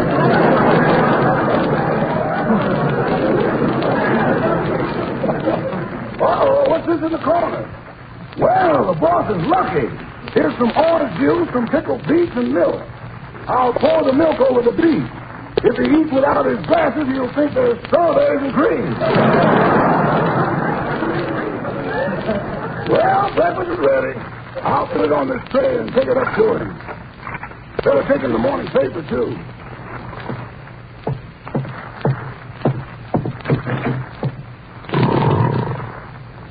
My, Mr. Benny's still asleep. I better wake him up easy. I'll tickle his feet. Tickle-tickle-coo! Tickle-tickle-coo! He doesn't feel it at all. Better I'll take off his socks.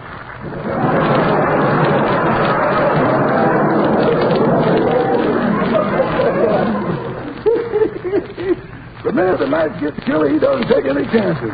Socks, corduroy, pajamas, earmuffs, and a derby. He's a hard man to wake up. I'll try patting his teeth. What? It's only me, boss. You didn't have to tip your hat.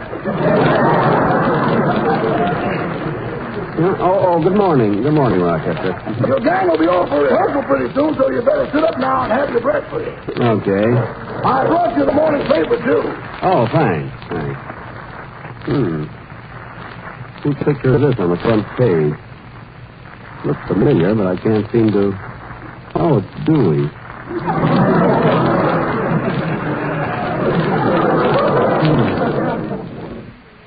Oh, picture, smiling.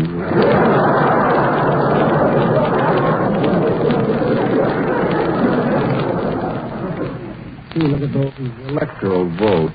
Dewey carried New York, Pennsylvania, and Kansas. Thurman carried Alabama, Mississippi, and South Carolina.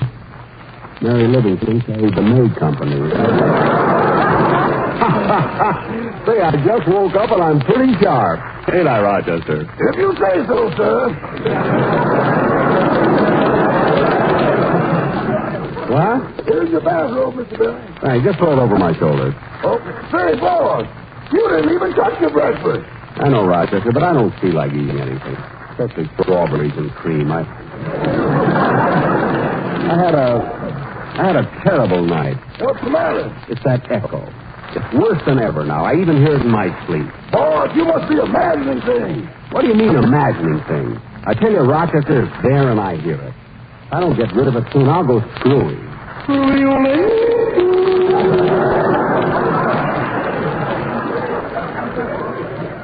Rochester. I know, boss. You heard the echo again. Say, how'd you know? When you jumped in the air, your socks changed feet. Roger, stop kidding about things like that. Oh, Jack, where are you?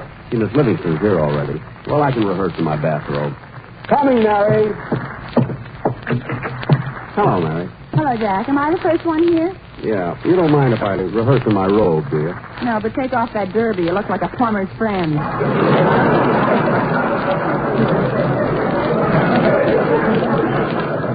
I'm sorry. And, Jack, before the gang gets here, how about giving me the $10 you owe me on the election bet? The what? Oh, yes, the election bet. It slipped my mind. I meant to give it to you before. Oh, sure. Slipped your mind. Come on, give me the $10. Okay. Here it is. Thanks. Well, that takes care of the Hoover election. Now, how about this one?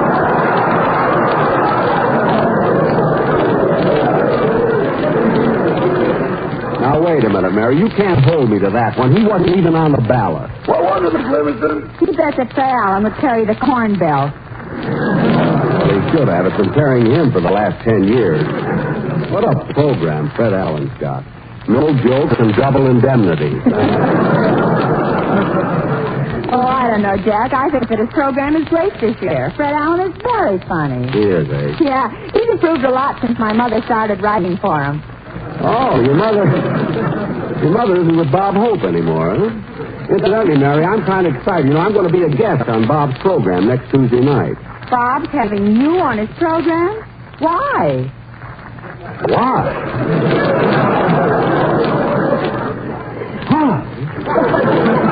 I'll tell you why. Bob Hope came to me, looked me right in the eyes, and said, Jack, I want you on my show because you're the greatest comedian in the world. Bob said that. He said you're the most versatile, the most talented, the cleverest, the wittiest, the most sophisticated, subtle, suave, and the way you put over a joke proves that you're a master in the art of humor. How much is he paying you? He said $5,000, but how can you believe a man that can lie like that? Oh, well, we'll come to some kind of an agreement. Yeah, he'll probably give you a bar of swan soap. I hope not. I'll have to break it in two and give my agent half. Anyway, Mary, what's that? What? Oh, my goodness, it's Dennis. Dennis, what's the matter? April Fool.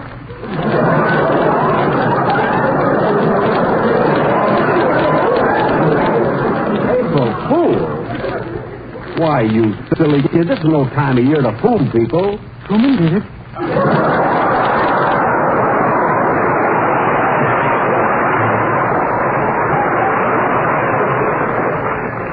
Well, Dennis, don't ever do that again.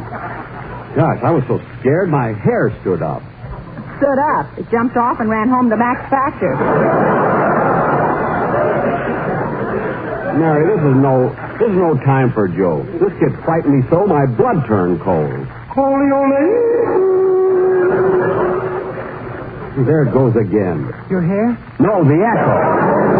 Oh, for heaven's But sake. Mary, it's serious. I tell you, it's making me a nervous wreck. You know, Mr. Benny, last year I used to hear voices all the time. I'd be in my room all alone, and I'd still hear those voices. You did, kid?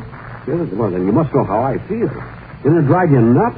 Oh, no, I was nuts before that. That I can believe. Now, look, kid, before the rest of the gang get here for rehearsal, run over your song, will you? Okay. Oh, by the way, Mr. Benny, why are we rehearsing so early? Because I have a busy week. I also have to rehearse the Bob Hope program. I'm going to be on it Tuesday night. Bob Hope wants you on his program? Why? Why? Because he said that I'm the greatest comedian in the world. What's the matter? Is he crazy or something? No, he's not crazy. He may lie a little, but he's okay. Now go ahead and sing, will you?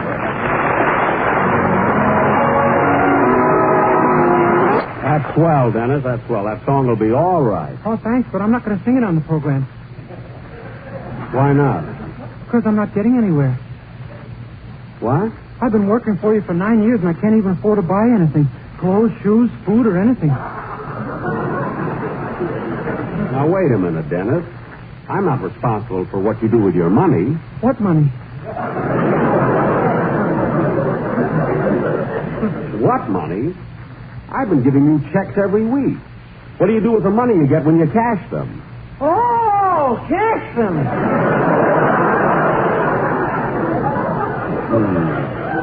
Dennis, don't you know that when Jack gives you a check, you're supposed to... Leave him alone, Mary. He knows what he's doing. Well,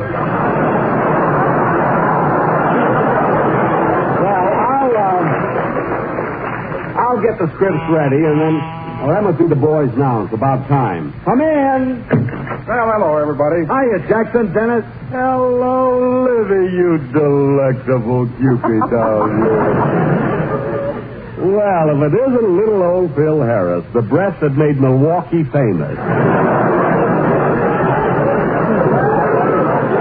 Now, look, Don, you too, Phil. Look, when I call a rehearsal for a certain time, I expect you to be here. Wait a minute, Jackson. What's your rush? Take it easy. Relax. You'll have a show Sunday. What? And suppose you do have a lousy one. Nobody's going to turn off the radio. I come on right after you. Phil. You got better insurance than Fred Allen.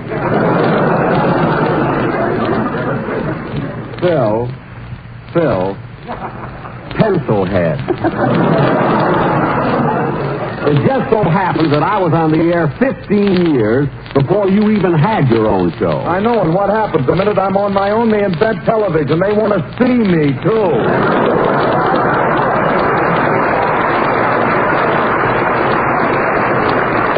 Television? Look, Dad, you better iron out those wrinkles if you want to stick around. What? Them blue eyes ain't going to do it alone. Well, Phil, I'll admit one thing. You're a natural for television. The screen is square. Your head will fit right in it.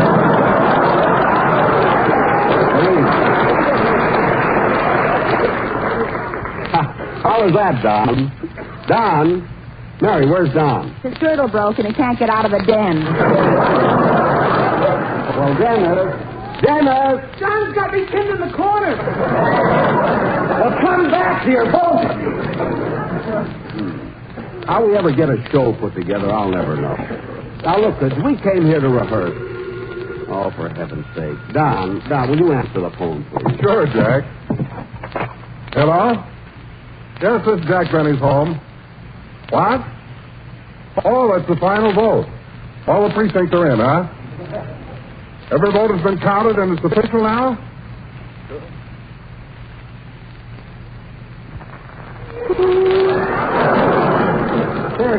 There it is again. The echo. Now, you're all here in this room. I know you heard. I did. Neither did I. Who heard it? Kid, you're sure you're not ribbing me, are you? No. We just don't hear it. Well, I hear it. I got to do something. I even hear it in my sleep. Well, Jack, why don't you do like I asked you to? I've been asking you for 3 weeks to go to a psychiatrist. Yeah, I guess you're right, Mary. I'll have to go to some doctor. Well, I know a wonderful psychiatrist. Why don't you let me take you there? Okay, Mary, and the quicker the better. But what about the rehearsal? Oh, we can rehearse tonight. All right. We'll rehearse tonight, kid. Come on, Mary, let's go.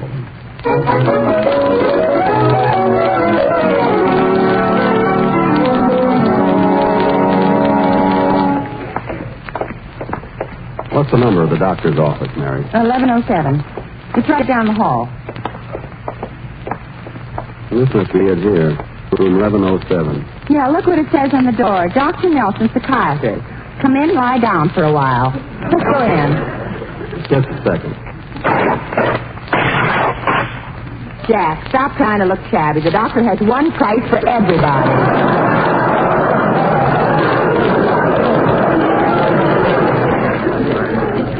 I'll have to pin my sleeve back on. Oh, well. Let's go in. Yes? Nurse, I'd like to see Dr. Nelson. Very well, in just a few minutes. But first I'll have to have some information about you. Well, my name... Oh, just a second, sir. I have to write this down. I want to get a pencil. There. Now, your name? Jack Denny. Occupation? A radio comedian. Are you currently employed?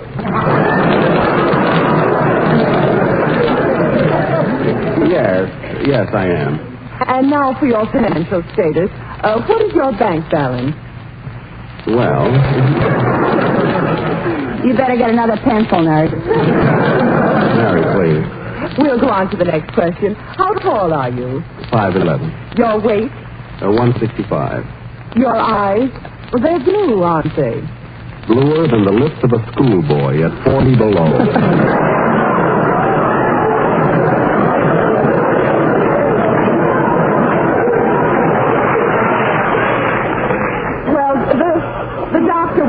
Ready for you in a few minutes. Have a seat. Right over there by that gentleman in the corner. His name is Mr. Skinner. By the way, nurse, that Mr. Skinner isn't a violent patient, is he? Oh, far from it. In fact, he's very gentle. Gentle? Yes. He thinks he's a rabbit. Come on, Mary, let's sit down. Jack, what are you so mad about? Smart aleck nurse trying to kid me a rabbit. Man, looks just as normal as I do. Oh, Jack, there isn't room for both of us to sit on the sofa. Yes, there is, Mary. Now ask Mr. Skinner to move over. Pardon me, sir. What's up, Jack?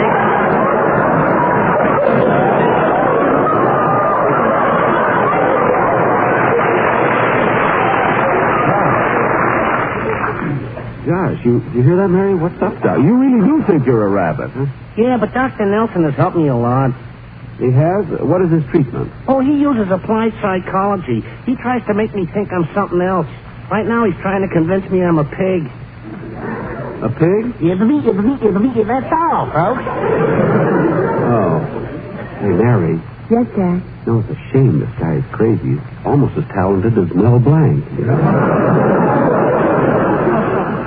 Hey, Bud. Yes, Mr. Skinner. I told you all about myself. Now, what are you here for? Oh, it's really nothing very serious. It's just something that bothers me. You see, I'm a comedian. Oh, on the stage? No, radio. Radio lady? There it goes again. Mary, you heard it that time, didn't you? No, Jack, I didn't hear a thing, and calm down. But there was an echo. Nurse, you heard it, didn't you, Nurse? Well, no, I'm sorry. Mr. Skinner? Mr. Skinner, where are you going? I'm getting out of here. This guy's nuts.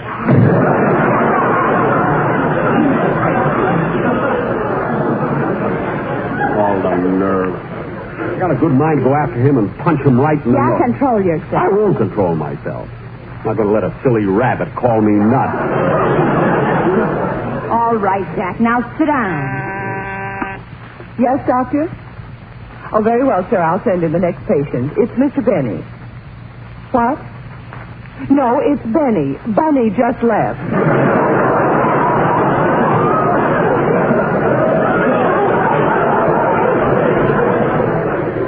Yes, sir.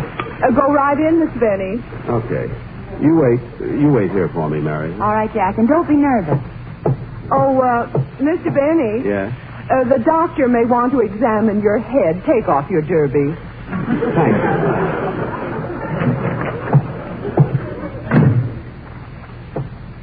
Doctor, I'm Jack Benny. How do you do?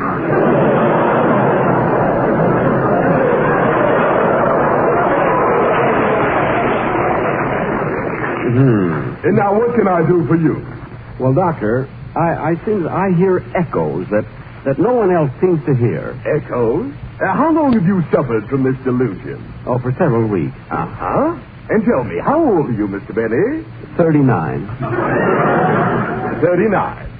Now, how long have you suffered from that delusion? It's no delusion. I'm only 39. And what kind of a psychiatrist are you anyway? Instead of a couch in here, you've got a double bed. Certainly. I like to lie down, too. Oh.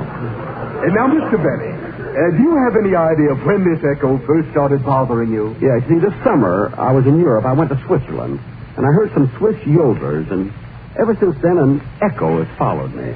Very interesting. Now, does this echo repeat everything you say? Well, not everything. It usually happens on words that end in O. You mean words like folio? Yes, in fact, it happened once on that very word, folio. Folio. There it is. There it is, Doctor. You heard it, Doctor. There it is. You must have heard it. There's no echo, Mr. Benny. Now, calm down, and we'll get to the cause of your neurosis. Gee, I hope you can. Let's get started with the treatment. Just a moment. I want to look in the next room and see how another one of my patients is getting along. 1 and 1 is 2. 2 and 2 is 4. 1 and 2 is 3. 3 and 3 is 6. Who is that? Mr. Gallup.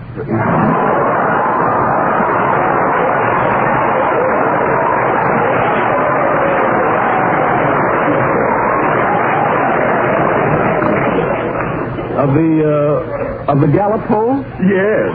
Roper's still working on 1 and 1. And now, back to you, Mr. Benny. Now, Mr. Benny, lie down here and relax. Thank you. Comfy? Yes. Yes. Are you? Yes.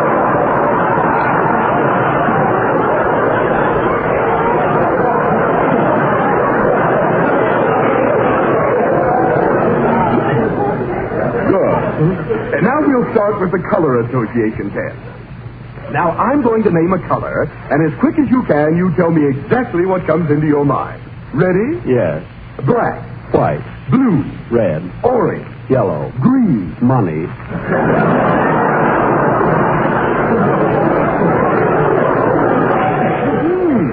Very interesting. Mr. Benny, you seem to have a certain fondness for money. Well, perhaps a little. And tell me, when did you first notice your desire to hold on to money? When I was 6 months old, I swallowed a dime. Oh, and when did they get it out? Oh, it's still in there. Good heavens, man. Why didn't you have a doctor remove it? How can you trust anyone when you're under ether? Well, Mr. Benny, you've got to have confidence in... pardon me. Yes, nurse? Oh, Dr. Nielsen, Mr. Skinner came back. Oh, does he still imagine he's a rabbit? I think so. He just cut 2 holes in his hat for his ears. Well, throw him a carrot and I'll see him later. And now let's see, where were we? Doc, please, about that echo. Oh, yes.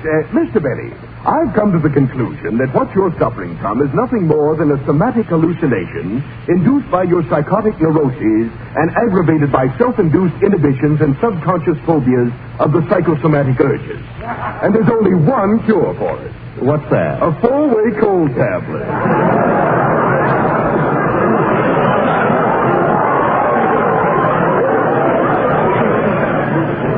A cold tablet? Doctor, I'm all confused. Well, in simple language, Mr. Benny, when you first heard those yodelers in Switzerland, they created a great impression on you. And now, when you think you hear these echoes, it's nothing more than a thought desire to return to the scene of a happy experience. Oh. Well, what do you think I ought to do about it? Well, stop working so hard. Take a vacation. Get away from Hollywood. But where could I go? Why don't you try Sun Valley? In Idaho? Idaho. Well, I've always wanted to go there. Just a minute, Mr. Benny. Huh? Didn't you hear that echo?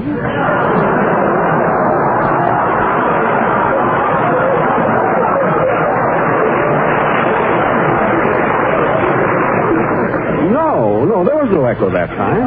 That's funny. I could have sworn I heard one.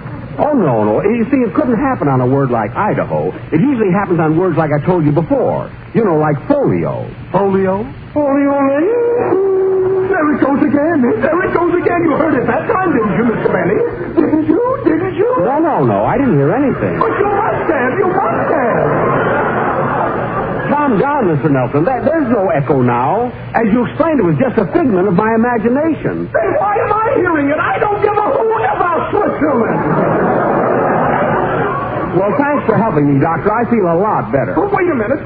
Don't leave me now. Don't go. Don't go, Leone. There it is again. I don't want to be alone with that thing. Mr. Benny. What's wrong with that, Doctor? Oh, well, I better get out of here. Oh, there's Mary sitting in the corner. Mary, I'm all cured. And it was the simplest thing in the world. The doctor talked to me for a few minutes, and then Mary, what's the matter? Mary. Yeah. What's up, Doc? Oh, why did I let you stay here with Mr. State? Come on, Mary, stop pushing your nose, and let's go.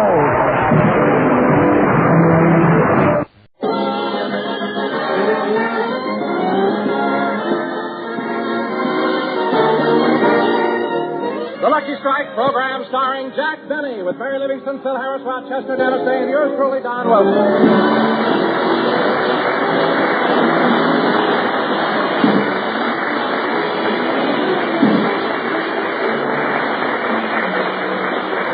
Ladies and gentlemen, let's turn our watches back to an hour before the Jack Benny broadcast. At the moment, Rochester is driving Jack to the studio.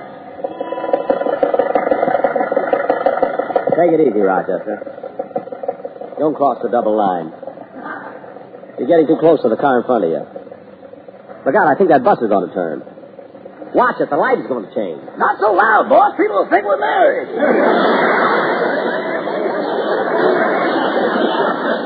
Don't be so smart. Oh, look, Rochester. Look at that old electric automobile. Gosh, I haven't seen one of those in years. See, I rode in one of them when I was a boy. I never could understand how they ran just on batteries. Move over, Rochester. He wants to pass us.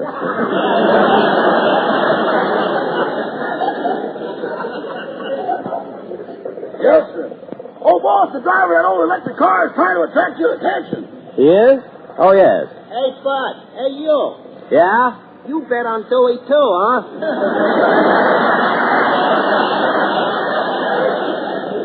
This isn't an election bet. This is my car. Drive on, Rochester. You know, I think that Rochester, look out for that bus. Try to find a corner. See, we just hit it lightly. Get out and see if our car was damaged. Oh, boss. Yes. Guess which fender has the Tony?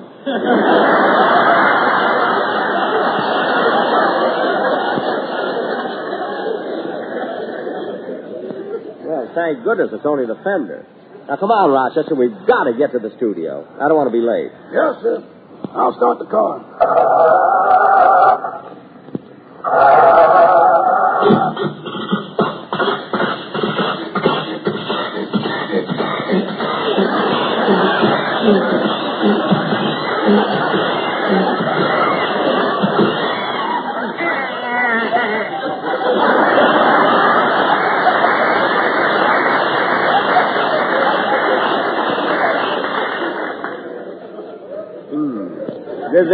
Did the motor die again? It died 20 years ago. You just won't bear it. Well, I have been thinking of getting a new car, but I don't know what kind I'd like. Oh, why don't you get one of those new Hudsons? They're so streamlined. Honestly, boss, they're so low you step down into them. Well, you step down into this car. I know, but the Hudson has a floor. Yeah. What are you laughing at? I'll never forget the time you stepped into the car when I was parked over an open manhole.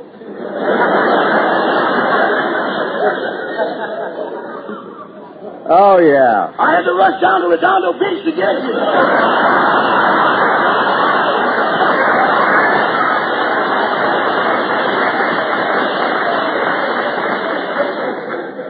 All right. Now, Rochester, Well, NBC is just down the street, so I'll walk. You park the car and then get me a sandwich. I'm kind of hungry. Make it a chicken sandwich. Yes, sir.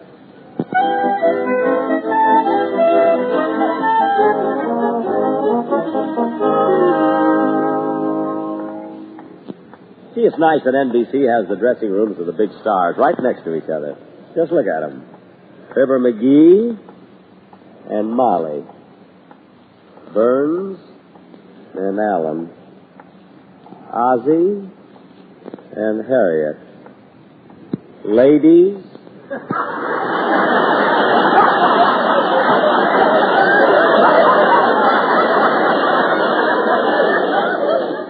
And, oh, here's my room.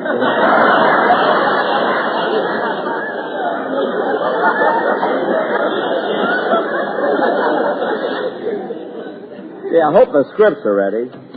Oh, hello, Jack. I've been waiting for you. Well, hello, Don. Is there anything important? Well, it is to me. You see, I was looking over the script for today's program, and on page 10, I noticed you have a joke about my being fat. Well, what about it? Frankly, Jack, I don't like it. I think it's no longer dignified making fun of me because I'm slightly overweight. Well, if you feel that way about it, Don, we'll take the joke out. Thank you. By the way, that's a beautiful suit you're wearing. You sure have wonderful taste in clothes. Well, you read about me in the paper, didn't you? No, what? I was picked as the 10 best dressed men in radio.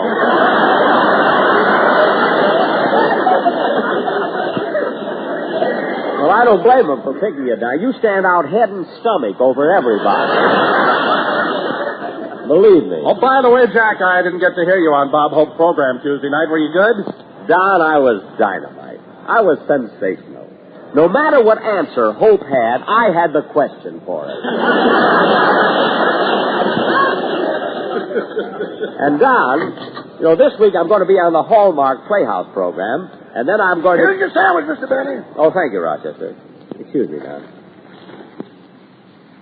Oh, for heaven's sake, Rochester. I wanted this sandwich on white bread. You got it on rye. Well, I'll take it back and have him change it. Oh, don't bother to take it back. I'll eat it, and you get Mr. Benny another one.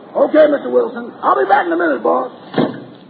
Don, has everybody in the cast gone over their scripts? Everybody except Mary. She's not here yet. Not like Mary to be late. See, I better call her and make sure that there's nothing wrong. Oh, Mabel. What is it, Geishes? Mr. Benny's line is flashing. Yeah, I wonder what Sparkle Plenty wants now. I'll plug in and find out. Hello? Yes, sir, I'll call you right back. He wants I should get a Mary Livingston. Mabel, have you noticed how much Mr. Benny has changed?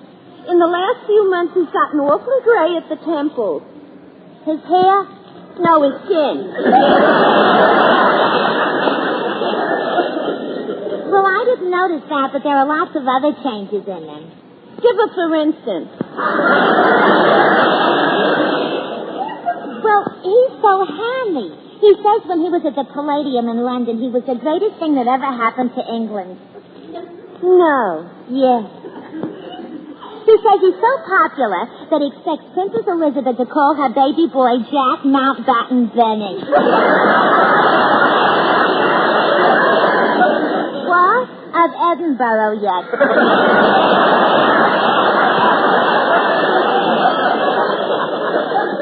Better call out your plug. Mr. Benny might be listening. Who cares? I've got a new sweetie pie. Phil Harris's guitar player, Frankie Remley. Why, good tradition. I didn't even know anything was cooking among you two. Oh, yeah. I had a date with Frankie again last night. He drove up on Mulholland Drive, parked the car, gave a big sigh, and then laid his head on my shoulder. My, how romantic. Romantic nothing. He was out cold.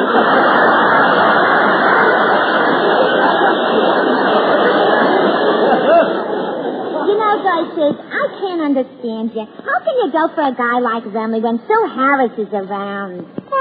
Phil Harris. Take away his personality, his smile, and his wavy hair, and what do you got? I don't know, kid, but throw me the leftovers. Phil Harris is my idea of it. Yes, Mr. Benny. I tried her number, but nobody answered. Gee, now, Mary doesn't answer. I hope there's nothing wrong with her. Oh, I'm sure there isn't, Jack. I saw her yesterday in the stocking department of the May Company. The May Company? But Mary doesn't work there anymore. No, but I do. I've got to eat, you know. Yes, I know. Here's your sandwich, boss. I got it on plain white bread this time. Good. Excuse me, Don.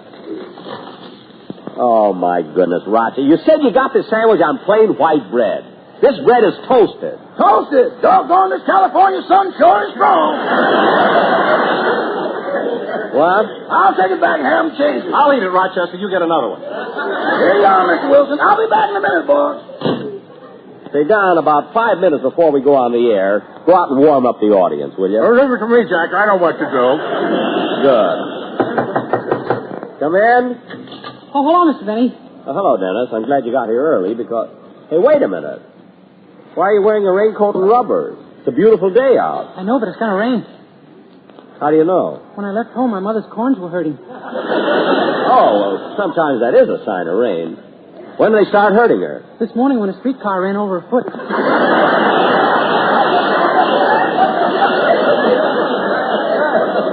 Dennis, please, I haven't had anything to eat yet. Say, Dennis, I called you last night to find out what you're going to sing today, but you were out. I know. I took my girlfriend to a drive-in theater.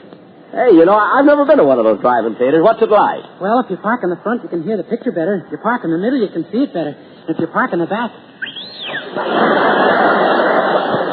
Oh, so you did a little fooling, eh? Oh, I'll say. It was nice and dark in that drive-in theater, so I put my arm around my girl. She snuggled up close, and then I kissed her on the back of the neck, and wham, it happened. What happened? She fell off the handlebars.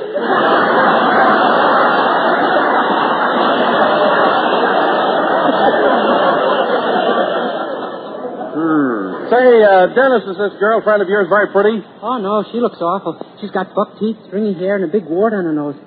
Well, then why in the world do you go with her? Her bicycle. You take him down. You've had some food. No, you take him, Jack. I want to keep it. All right. Dennis, what song are you going to... Here's your sandwich, boss. Chicken on plain white bread. Thanks, Rochester. Excuse me, fellas. Oh, Rochester, for heaven's sake, no mayonnaise. Back I go into the wild blue yonder. Back again, sandwich in hand. Never mind the singing, just change it. Yes, sir. Oh, Rochester. Here you are, Mr. Wilson. Thanks. What are you staring at me for, Jack? I was just thinking, Don, you know, if you had a slot in your bat, what a wonderful piggy bank you'd make. Now, Dennis, run over the song you're going to do, will you? Okay.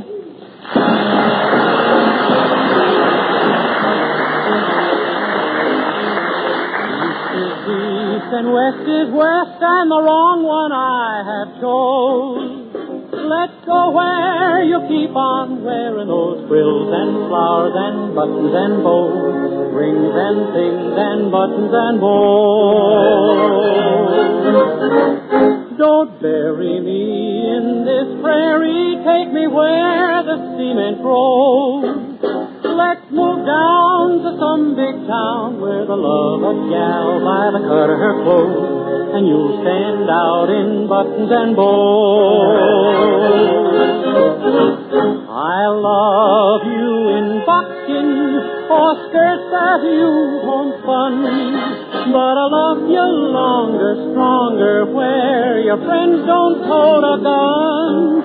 My bones denounce the buckboard bounce and the cactus hurt my toes. Let's vamoose where gals keep using those silks and satins and linen that show, and you're all mine in buttons and bows. A western ranch is just a branch of nowhere junction to me. Give me the city where living's pretty and the gals wear finery. My bones denounce the buckboard bounce and the cactus hurts my toes. Let's vamoose where gals keep using those silks and satins and linen that shows, and you're all mine in buttons and bows. Give me Eastern trim women where women are women, in high silk hose and peaceable clothes, and French perfume that rocks the room. You're all mine in buttons and bows.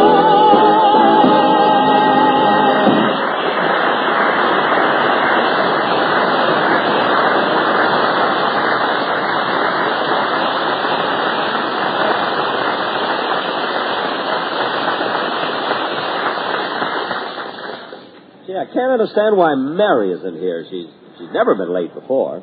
How'd you like my song, Mr. Benny? I don't know, maybe she got tied up in traffic or something. How'd you like my song, Mr. Benny? I don't know. Every Sunday she's the first one here. How'd you like my song? Gee, I hope nothing has happened to her. Oh, by the way, Dennis, I thought you sang your song beautifully. Forget it, kid. You have your chance.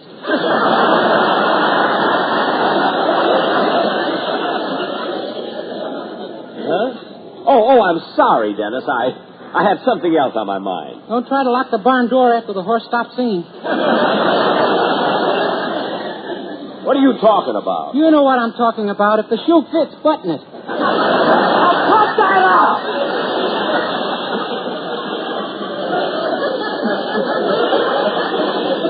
Say, Don, I'm going to...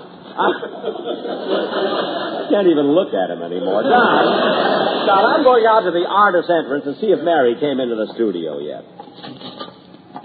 I can't understand it. It's so unlike Mary. Hello, Mr. Benny, boy. Oh, hello. Hello, Mr. Kitzel. I'm so glad I found you. Could I please have 2 tickets to your broadcast for my sister and her husband? They just got back from their honeymoon. Oh, why, sure, Mr. Kitzel. How long have they been married? 4 years. 4 years, and they just got back from their honeymoon. It wasn't their fault. They got married on a quiz program, and before they knew it, they were on a slow boat to China.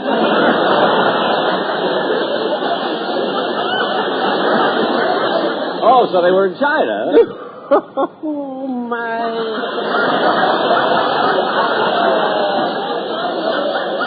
Well, what are you laughing at? Oh, you should see the way they eat now. Matzo balls with chopsticks. Oh, they brought back chopsticks, eh? Yes, they even brought back souvenirs for my wife. Straw sandals, a coolie hat, a parasol, and a kimono. And last night, my wife put them on.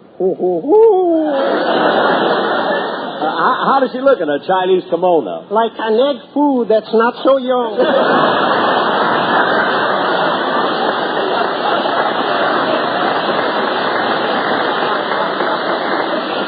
Well, Mr. Kitzel, here are the tickets, and I hope the newlyweds will be very happy. I hope so, too. You see, this is my sister's second husband. Oh. So what happened to her first one? Well, it was a very peculiar incident. He was flying from New York to California. Uh-huh. And while he was sitting in the airplane, he felt a little chilly. So he crawled out to turn off the fans.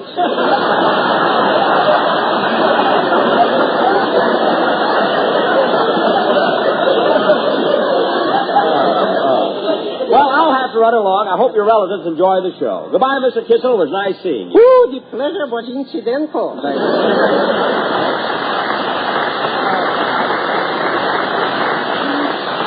I wonder if he's still running that little hot dog stand. Oh, Jack. Yes, Don? Mary's maid called and said that Mary couldn't be on the program today because she has laryngitis and can't talk. Oh, my goodness. But Mary off the show will be short. We'll have to do something to fill in the time. See, I don't know how... Hello, Jackson. Hiya, Donald, you pudgy-wudgy little barrel of blubber. Oh, Phil, come here a minute. What do you want, Jasper? Phil, look at it. Instead of playing one number today, I want you to play 2 band numbers. Well... I know you've been fighting it, but the fan mail finally got you, huh, Jackson? Phil, the only reason I'm asking to do 2 numbers is because Mary can't be here. She has laryngitis. Laryngitis, huh? She got it in the arm or the leg? I won't even dignify that with an answer. And, Phil, since you mentioned fan mail, every week I receive hundreds of letters complimenting Dennis. Hundreds of letters praising Don and Mary. But not once have I... Oh, yes. Once I received something in the mail for you and your orchestra. For me and my orchestra, then you had no right to open it. I'm sorry I did. It almost blew my arm off.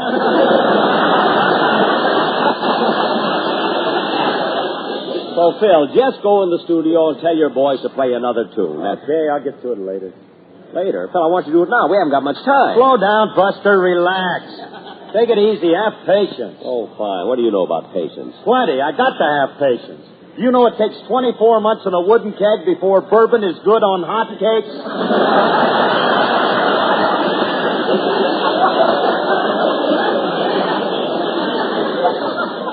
What? And you got to keep rocking it, Dad. You got to rock.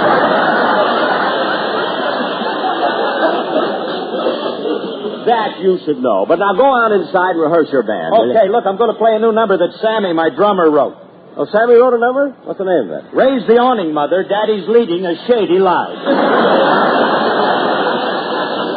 Play anything, Phil. Nobody will recognize it anyway. Okay, Dad, okay.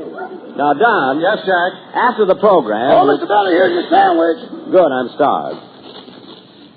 Oh, Rochester, I wanted mayonnaise. They put on Thousand Island dressing. Here, thanks. You're not going to get this one.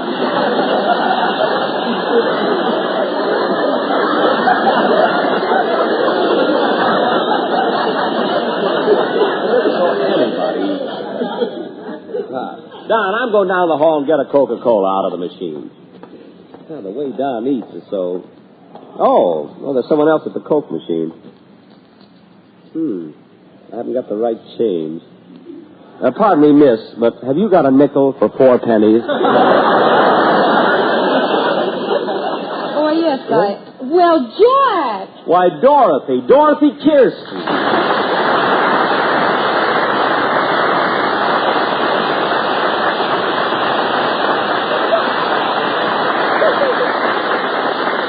Dorothy, I knew you were in town with the opera company, but what are you doing at NBC? Oh, I'm making a recording, and I stopped out here for a Coke.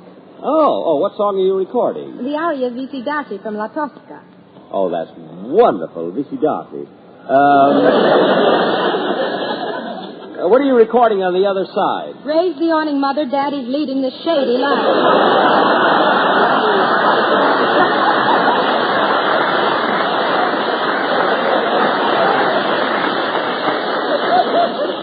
Hey, Sammy did write that number. I thought Phil was kidding.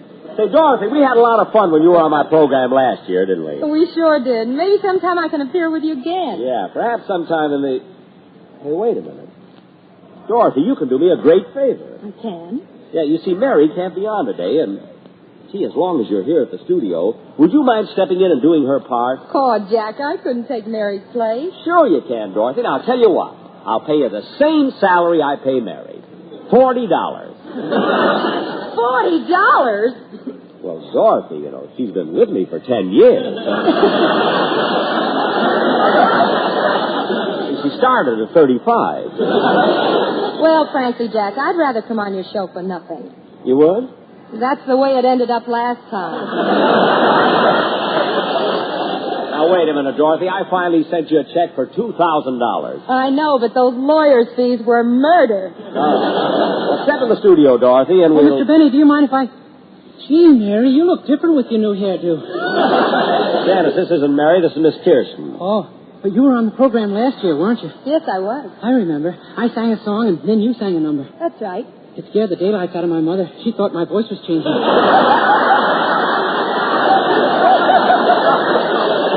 Janice, go sit down. Jack, I have an idea. What? As long as you want me to help out filling in the time instead of telling jokes, I'd much prefer to sing a number. Gee, would you really? That'll be wonderful, Dorothy. And how about my quartet joining in? That'll be fine. Good. Oh, Sportsman, come here a minute. You know, I think you and Miss Kirsten ought to go through the number once before the show. Don't you think so, Dorothy? What do you think would be a real high-class number? How about El Relicario by Jose Padilla? Oh, fine. I always liked Jose's stuff, you know? Go ahead.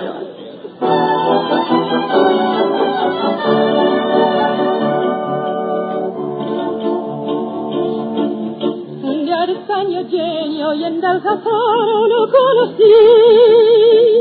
Era el torero más sonido y el más gatito de Tomasí.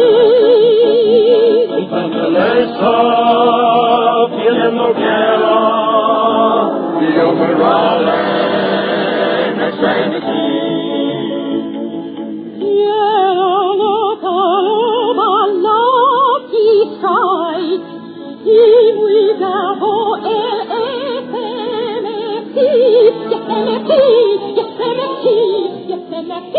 And F-E-Boo.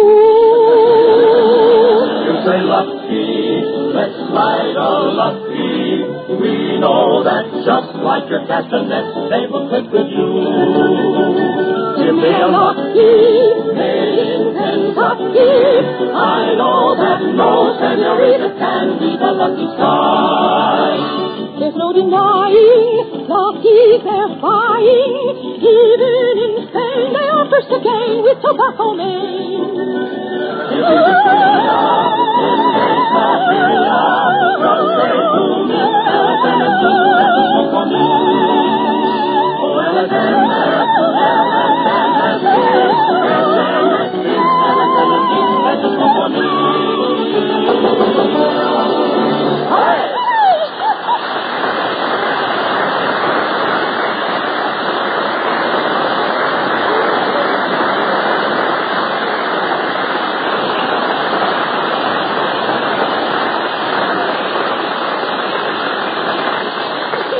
Dorothy, you sure you haven't got laryngitis? Dorothy, that was wonderful. I think you should rehearse an encore, too, because the people will want one. All right, Jack, if you wish.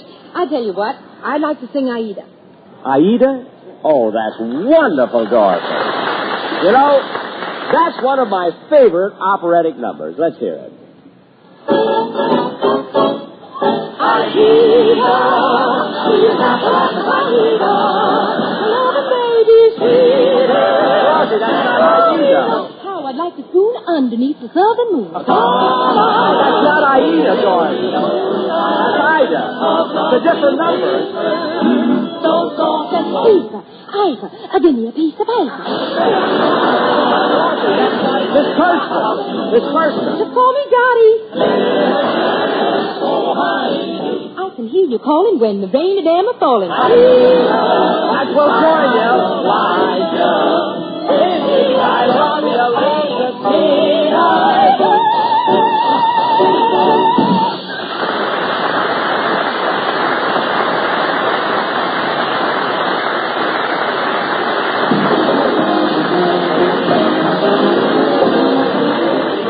Jack, we'll be back in just a moment, but first... An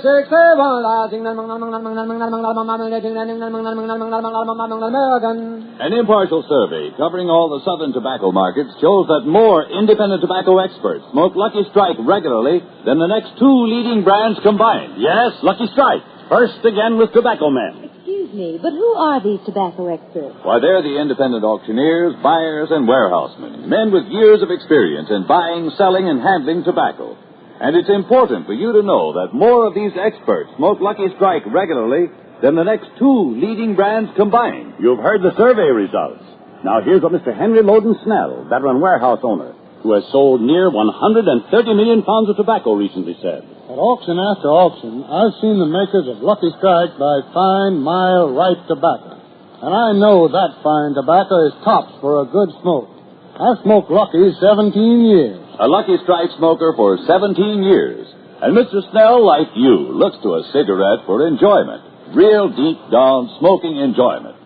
So light up a Lucky yourself. Puff by puff, you'll see. LSMFT. Lucky Strike means fine tobacco. And fine tobacco means a world of smoking enjoyment in every Lucky you light. Yes, you'll like Lucky Strike.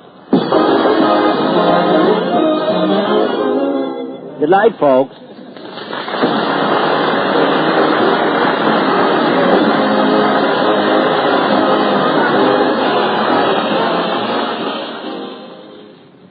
This is NBC, the national broadcasting company.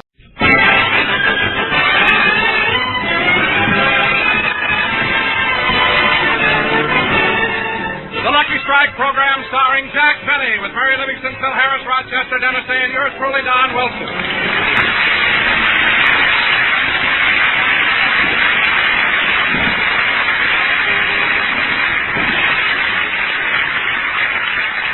Ladies and and gentlemen, once again we take you to Jack Benny's home in Beverly Hills. It's Saturday morning, and Rochester is dusting the living room. Uh-oh. Look at that big spider web in the corner. I'll get the broom and... No, I better take this one down easy. The last time I broke a spider web, Mr. Benny got awful mad. He likes to starch them and use them for doilies.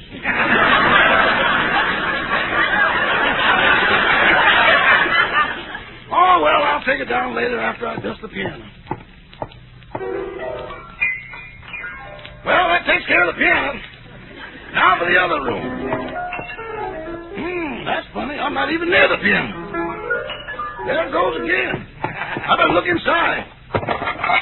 Just as I thought, a mouse. Oh, well, I'll finish my dusting and then I'll... That's what he gets for not belonging to the union. Oh, Rochester! Rochester! Good morning, boss. Did you have a nice sleep? I sure did, and now that I think of it, I had the most pleasant dream. You did? Yeah, last night I dreamt that Hosea Turvey was giving a piano recital. I could hear it so plainly. Well, you won't hear it tonight. How do you know? Hosea's in the trap.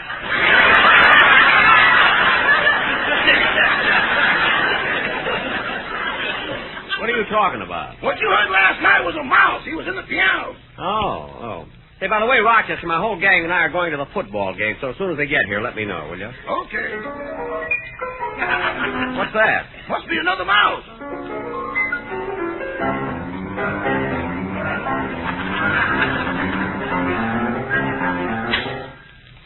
Oh, that's a shame. He was so talented, too.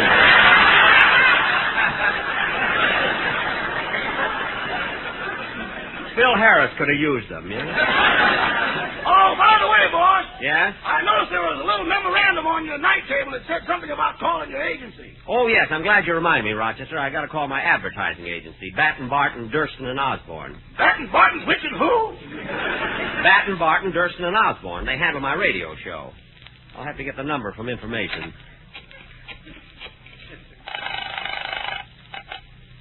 Information. Operator, I'd like to get the number of Batten, Barton, Durston, and Osborne. How do you spell that, sir? Batten, Barton, Durstin, What's his first name, please?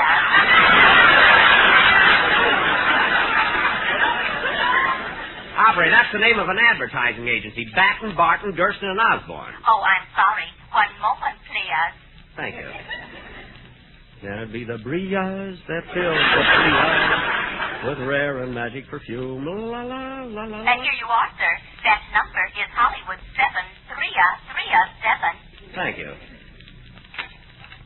807.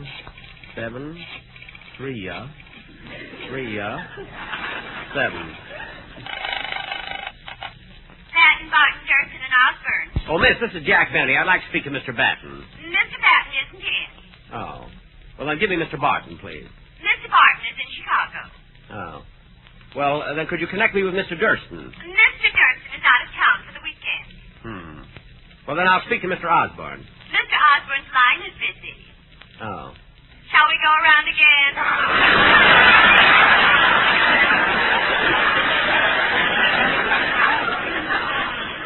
No. I'll wait for Mr. Osborne. Very well. I'll answer the door. Hello, Rochester. Hello, Miss Livingston. Come on in. Glad to see you, Miss Livingston. I heard you had laryngitis last week. Oh, it's my own fault. I never should have tried to talk Mr. Benny into giving me a raise. Oh. But, I didn't mind. If you talk to Mr. Benny about money and all you lose is your voice, you're lucky. I know what you mean, Miss Livingston. Last time I asked Mr. Benny for a raise, I got laryngitis, locked jaw, glove across the face, and a challenge to a duel. What? With bicycle pumps at 20 feet. A duel with bicycle pumps? Oh, we don't try to hurt each other. If I blow his toupee off, I win. Hello, Jack. Hello, honey. How do you feel? My girdle is killing me. Operator, I was talking to Miss Livingston. I'm sorry if I disconnected you. No, operator. Just get me Mr. Osborne's office. Jack, who are you calling? Batten, Barton, Durston, and Osborne. Sounds like a trunk falling downstairs. Yeah. Say, Jack, what about the football game? I'll be through in a minute. And anyway, the rest of the gang isn't here yet. Who's playing today? UCLA against USC. It'll be a good game, even though both teams have been beaten. Beaten, Barton, Durson, and Osborne. Operator, I'm holding the line. I'm waiting for Mr. Osborne's office. Jack, I hope the gang gets here so we can leave early.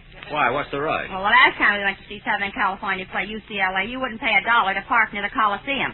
So you kept on driving. Well, certainly. And you wouldn't pay 50 cents for parking. You still kept on driving. Well, listen, they're not going to rob me. You wouldn't even pay a quarter. Look, Mary. Then you wouldn't pay a dime. Well, Mary, you'll have to admit one thing. When I finally found a parking place, we saw an exciting game, didn't we? Yeah, Georgia Tech versus Arizona State.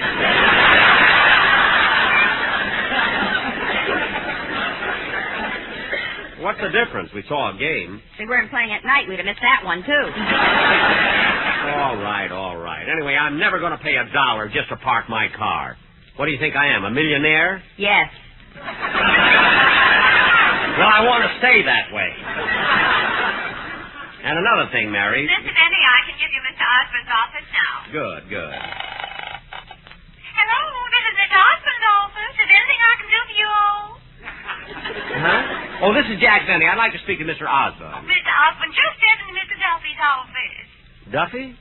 Who's Mr. Duffy? He's the president of Patton, Barton, Durston, and Osborne. Well, can you ring Mr. Duffy's office for me? Just a minute, sugar. I'll send you back to our little old switchboard operator. Just hold on, please. Thank you. Patton, Barton, Durston, and Osborne. Hello again. This is Jack Benny talking.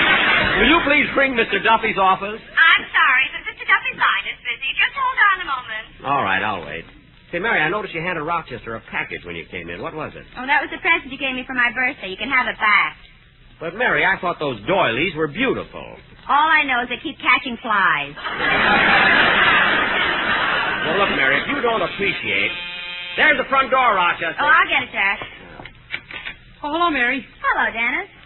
Say, where'd you get that beautiful tan? Oh, I took a boat trip on my friend's yacht. Look, here's a picture of me taken in the cabin. Well, gee, what a big cabin. It has a porthole in it and everything. A porthole? Yes, there it is. Oh, my goodness. Well, what's the matter? I thought it was appendix and threw all my clothes in it.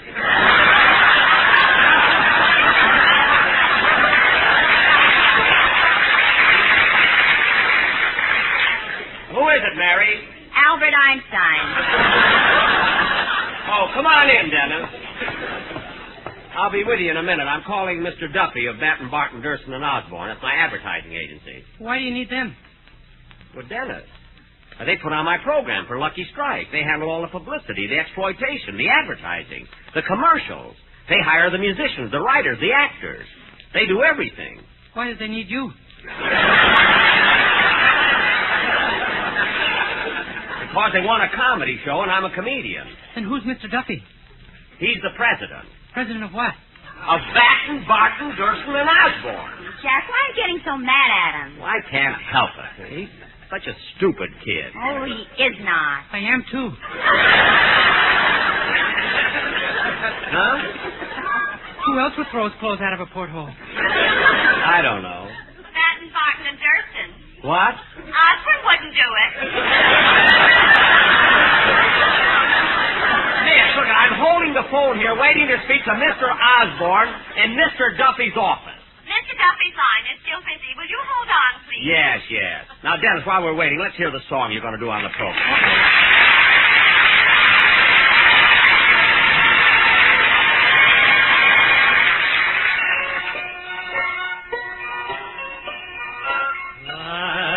Lavender blue, dilly dilly, lavender green. If I were king, dilly dilly, I'd need a queen. Who told me so, dilly dilly? Who told me so? I told myself, dilly dilly, I told me so. If your dilly dilly heart feels a dilly dilly way, and if you'll answer yes, in a pretty little church on a dilly dilly day, you'll be wed in a dilly dilly dress of lavender blue, dilly dilly lavender green. Then I'll be king, dilly dilly, and you'll be queen. If your dilly dilly heart feels a dilly dilly way, and if you'll answer yes, in a pretty little church on a dilly dilly day, you'll be wed in a dilly dilly dress of lavender blue, dilly dilly lavender green. Then I'll be king, dilly dilly, and you'll be my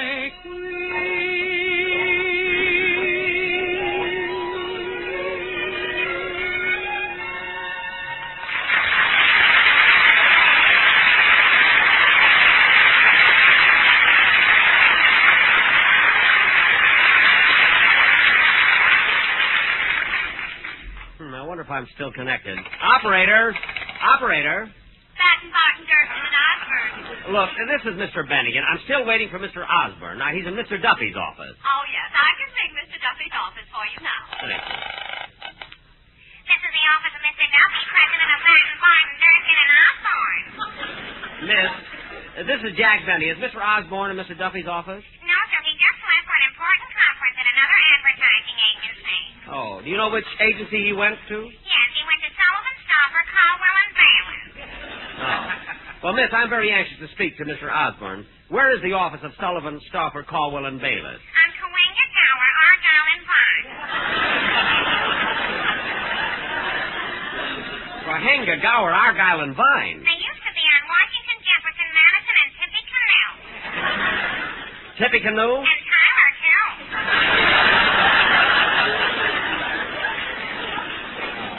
Well, maybe I better not bother Mr. Osborne. Just let me speak to Mr. Duffy, please. I'm sorry, but while we were talking, Mr. Duffy stepped out for a minute. Would you like to hold on?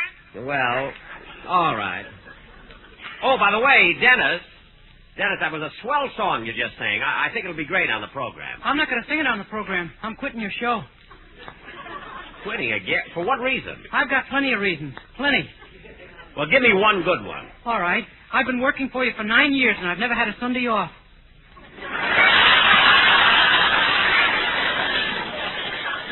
Well, look, Dennis, Sunday is the day we do our broadcast. Excuses. Always excuses.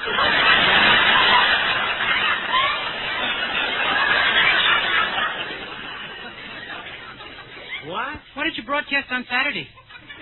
Because that's the day you do your program. I do? What time? 8 o'clock locally and 10 o'clock in the East. Who's my sponsor? Colgate. Oh, I'm supposed to be dumb, but look at the plug I got.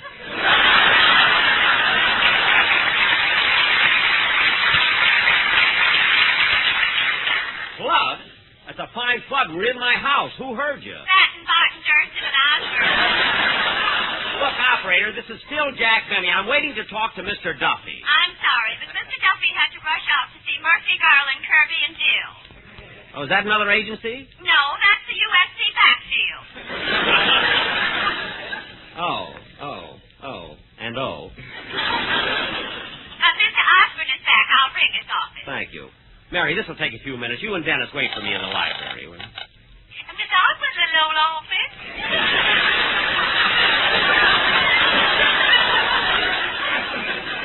Look, this is Jack Benny again. I'd like to speak to Mr. Osborne. I'm sorry, but Miss Osborne is busy on another phone. Will you hold on? Yes. Oh, by the way, miss, has the agency always been Batten, Barton, Durston, and Osborne? No, it used to be just Batten, Barton, and Durston. Oh. Well, why did they take in little old Osborne?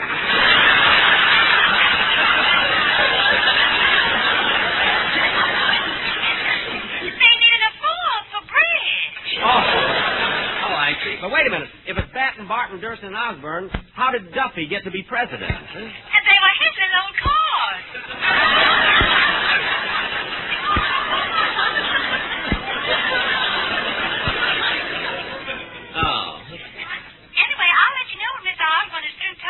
Thank you. You're welcome, you little old possum push.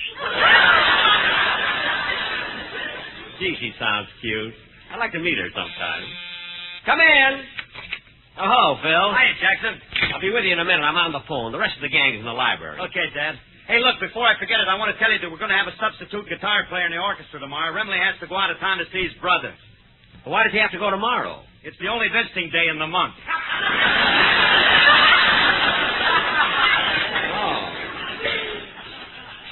Oh, I didn't know that Frankie's brother was in again. Yep.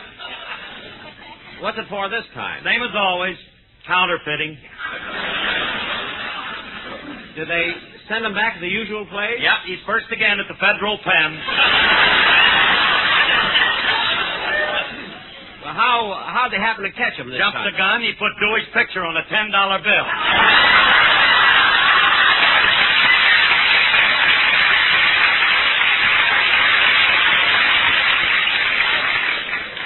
Frankie always was an eager beaver. Look, Phil, I'm busy on the phone. Well, I can't wait, Jackson. I'm driving Alice to the game. Oh, is Alice outside? Why don't you bring her in? Well, as we drove up, I got a flat. She's fixing it.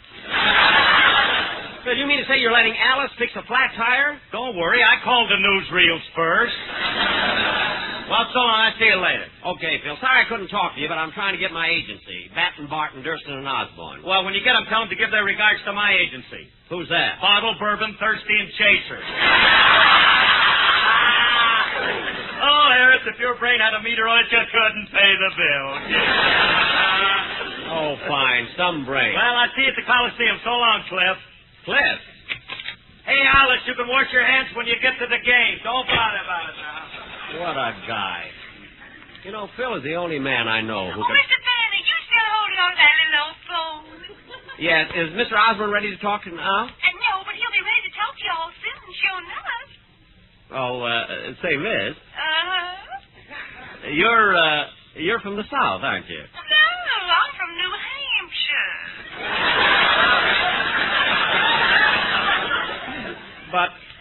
But the way you talk. I bought these teeth in Alabama.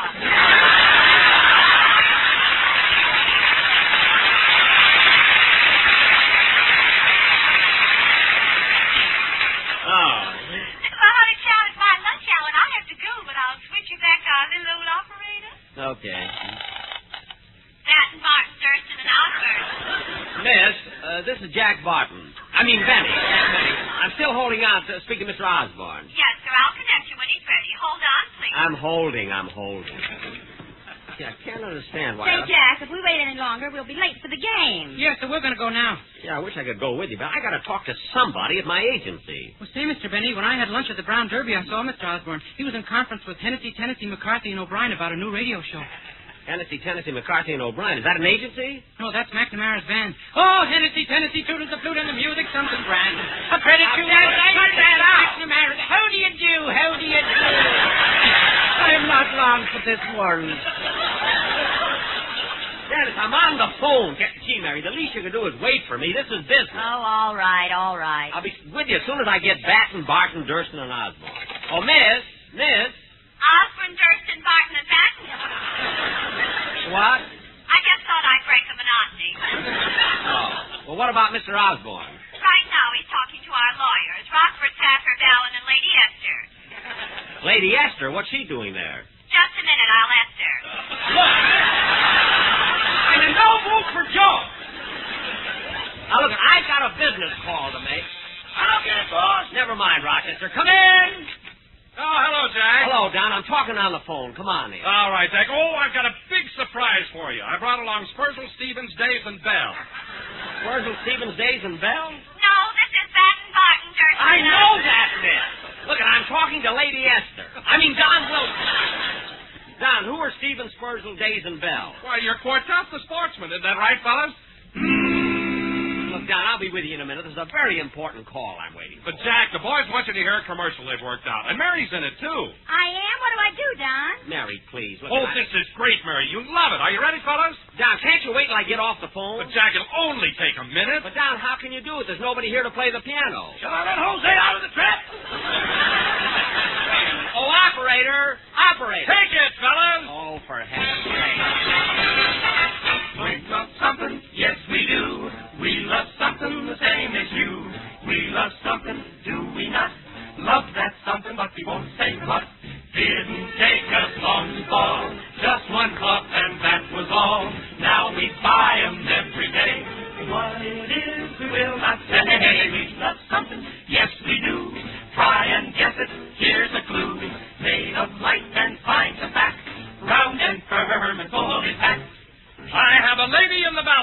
Rochester, for 6 silver ashtrays. See if you can give me the correct answer to the following.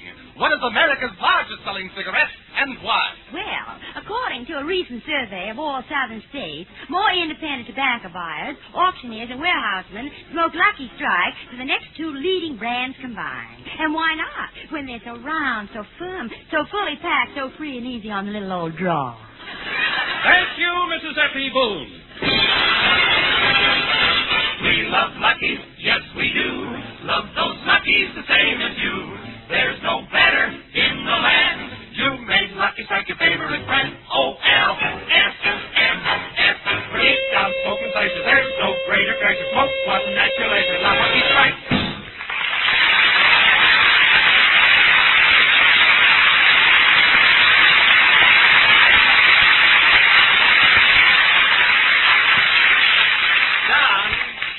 Congratulations. That was one of the best commercials we've ever had. And, and to show my appreciation for your good work, starting next week, I'm going to give you a... Hello, Mr. Benny. Thanks, miss.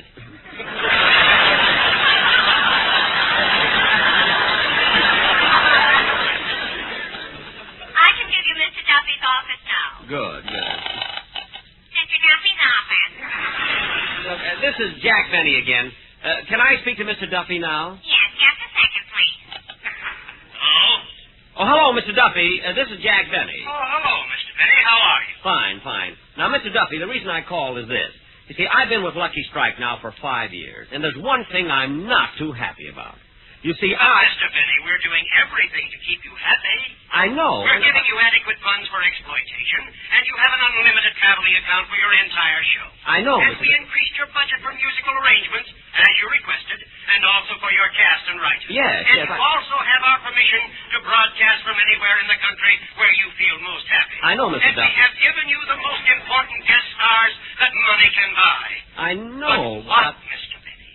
What is it that's bothering you?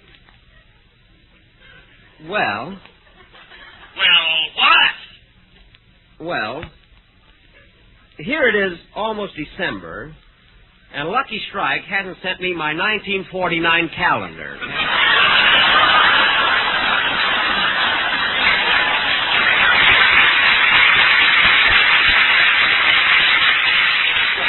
I've waited and waited, and I can't... Hello, Mr. Duffy's office. Miss, I was just talking to Mr. Duffy. What happened to him? He jumped out the window.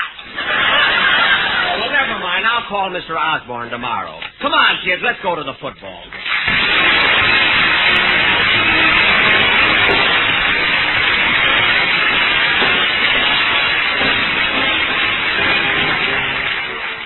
Ladies and gentlemen, the majority of America's hospitals now have patients waiting to be admitted. The situation in many areas is growing steadily worse because of insufficient nursing personnel.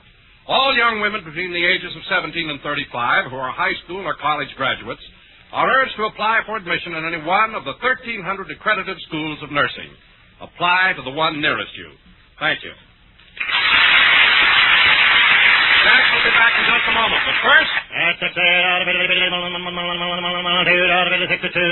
American. An impartial survey covering all the southern tobacco markets reveals that more independent tobacco experts smoke Lucky Strike regularly than the next 2 leading brands combined. Yes, Lucky Strike. First again with tobacco men. Remember, these men are the experts, the independent auctioneers, buyers, and warehousemen. Men with years of experience buying, selling, and handling tobacco. So it's important for you to know that the overwhelming choice of these experts is Lucky Strike. You've heard the survey results. Now here's what Mr. Ed L. Isaacs, veteran tobacco warehouseman, who sold on an average of 2.5 million pounds of tobacco a year, recently said. Season after season, I've seen the makers of Lucky Strike buy fine, ripe, good-tasting tobacco. The kind that tobacco man really goes for.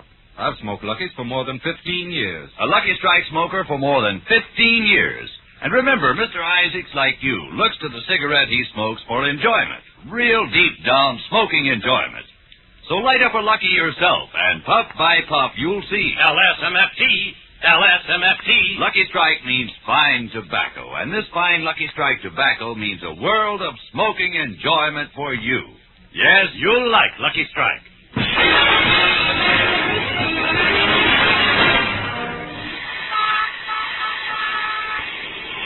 Jack, here's the Coliseum. Where are you going to park? Oh, I'll find a place, Mary. I'll find a place. Park here for the football game, $1.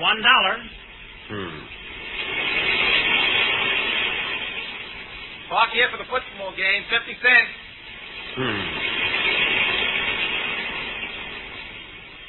Park here for the football game, 25 cents.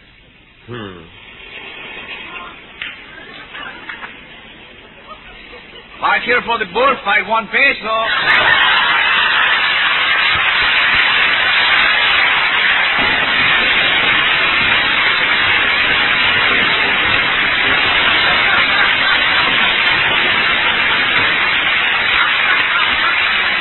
Gentlemen, be sure to hear the Lucky Strike Hit Parade starring Frank Sinatra every Saturday night over this same network.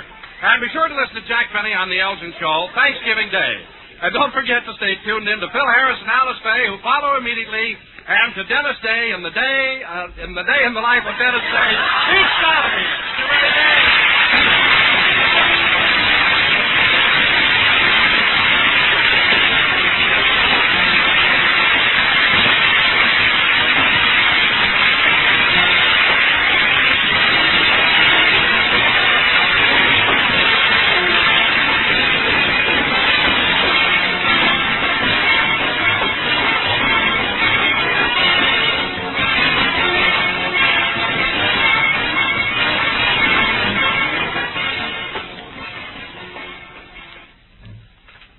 This is NBC, the national broadcasting company. The Jack Benny Program, presented by America's largest selling cigarette, Lucky Strike. It is $60.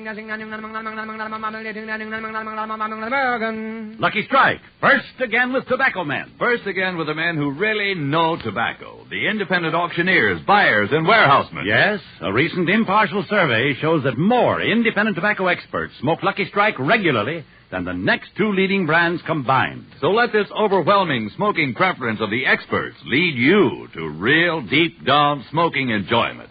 Just light up a Lucky, and puff by puff, you'll see. LSMFT, LSMFT. Lucky Strike means fine tobacco. And this fine Lucky Strike tobacco means a world of smoking enjoyment for you.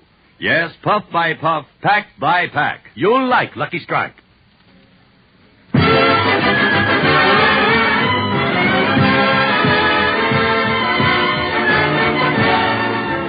The Lucky Strike program starring Jack Benny with Mary Livingston, Phil Harris, Rochester, Dennis Day, and yours truly, Don Wilson.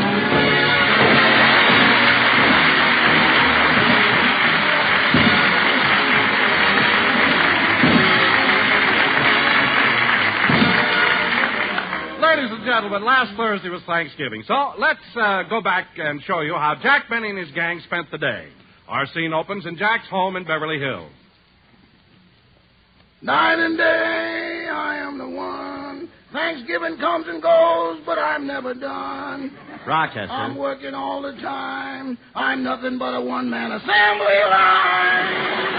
Night and day. Rochester. Day and night. Al Jolson. I gotta be on one knee. I'm scrubbing the floor. Rochester, you've been singing all day today. Well, I'm happy, boss. Here it is Thanksgiving, and I could have been born a turkey. Oh, you wouldn't have liked that, huh? No, I couldn't stand being in the oven all undressed and people peeping in at me every few minutes. Oh. And when you ain't got no head, you can't tell them to close the door. I know. Say, Rochester, I'm going to Miss Livingston's house for a Thanksgiving party, so will you help me get dressed? Okay. But if I were you, I'd change my mind about wearing that old tuxedo. Why? What'd you do to it? Oh, it's nothing I did, boss. But when I went to get it, the closet was full of moths. Moths? Oh, my goodness, were they eating my tuxedo? Eating it? They didn't even look up when I came in. Well, maybe it won't show. What part were they eating? Well, to put it geographically, the South ain't solid anymore. Oh, stop being silly. Every time I want to get dressed, you all... I'll get it. Mr. Benny's residence, star of stage, screen, and radio. Hello, Rochester. Christmas cards printed to your specifications. Rochester. We'll sit with babies, mow your lawn, cater private parties, and we'll give violin recitals at birthdays, weddings, and meat market openings. Rochester, this is Miss Livingston. I've heard all that before. I know, but we got 4 parties on this line, and their business is as good as anybody's. Oh, well, look, Rochester. If Mr. Benny isn't printing Christmas cards, sitting with a baby, mowing a lawn, or giving a recital at a birthday, wedding, or meat market opening, let me talk to him. Yes, ma'am. It's for you, boss. It's Miss Livingston. Oh. Hello, Mary. Hello, Jack. The whole gang is here. When are you coming over? Pretty soon. And, Mary, I got a surprise for you. I'm going to dress formal. Formal? But, Jack, that tuxedo of yours is so old it's green. Oh, Mary, my tuxedo isn't green. Well, okay, wear it, but stay away from the salad bowl. You may get stabbed with a fork. Oh, stop. Well, Jack, the reason I called you is I've been so busy getting the dinner ready for you and the gang, I forgot to get some candy. Will you bring some? Oh, sure, Mary. I'll stop at the drugstore and get some lifesavers.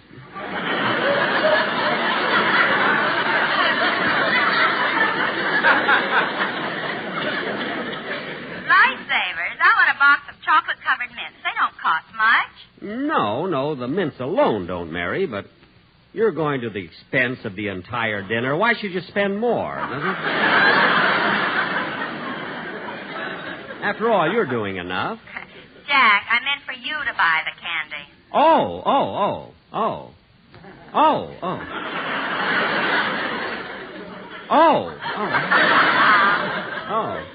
Well, Mary, why didn't you come right out and say so?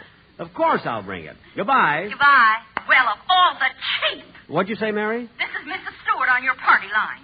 Oh, hello, Mrs. Stewart. Don't hello me, and you can cancel my order for Christmas cards. But Mrs. Stewart. And that goes for me, too. What? This is Mr. Stevens on your other party line. But Mr. Stevens. And I'll get someone else to sit with my baby. Mrs. Allman, please. What are your prices? What? I'm new in this neighborhood. Oh. Well, I have a regular price list. Yeah, you get it tomorrow. I mailed it this morning. Rochester, get off the extension.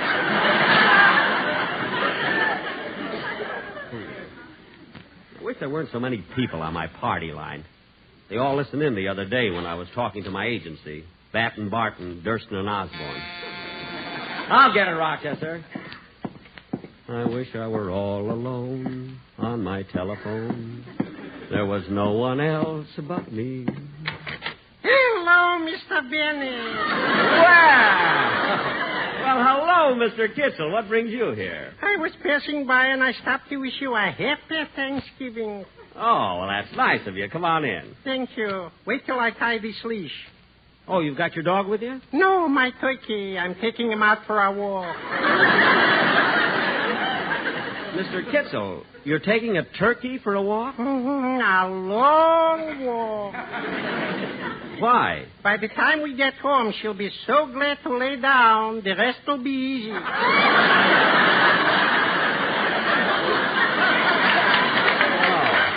Well, tell me, Mr. Kitzel, are you going to have much company at your Thanksgiving dinner? My wife's relatives. Oh, just your wife's relatives, huh? Just. You should have so many listeners. Well, gee, Mr. Kitzel, how many are going to be there? Well, there's going to be my wife's mother and father, her sister Claudette, her 3 brothers, one of her aunts, 2 of her nephews, and a distant cousin from Cucamonga. Hey, your wife really has a big family. Yeah. Well, I got to be running along. Oh, but first, Mr. Benny, I got to tell you how much I enjoyed your radio program last week. Thank you. Oh, my.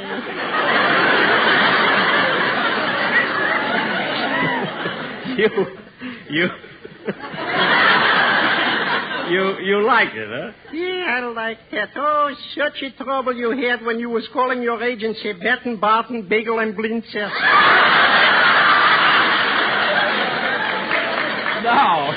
No, Mr. Kitzel. See, my agency is Batten, Barton, Durston, and Osborne. Well, live and learn. Yeah. And guess. Yes. Well, goodbye, Mr. Benny. I got to be going. Goodbye, Mr. Kitzel. It was nice seeing you. The feeling is natural.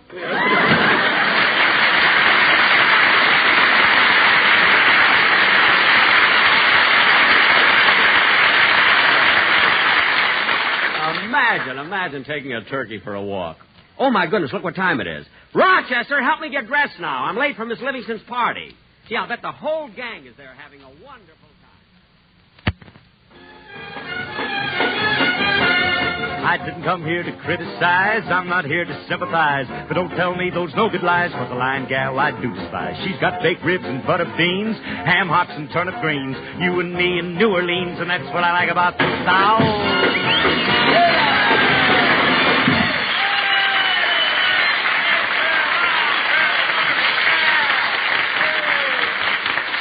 Wow, how was that, Livy? You better sing another chorus. The turkey isn't dead yet.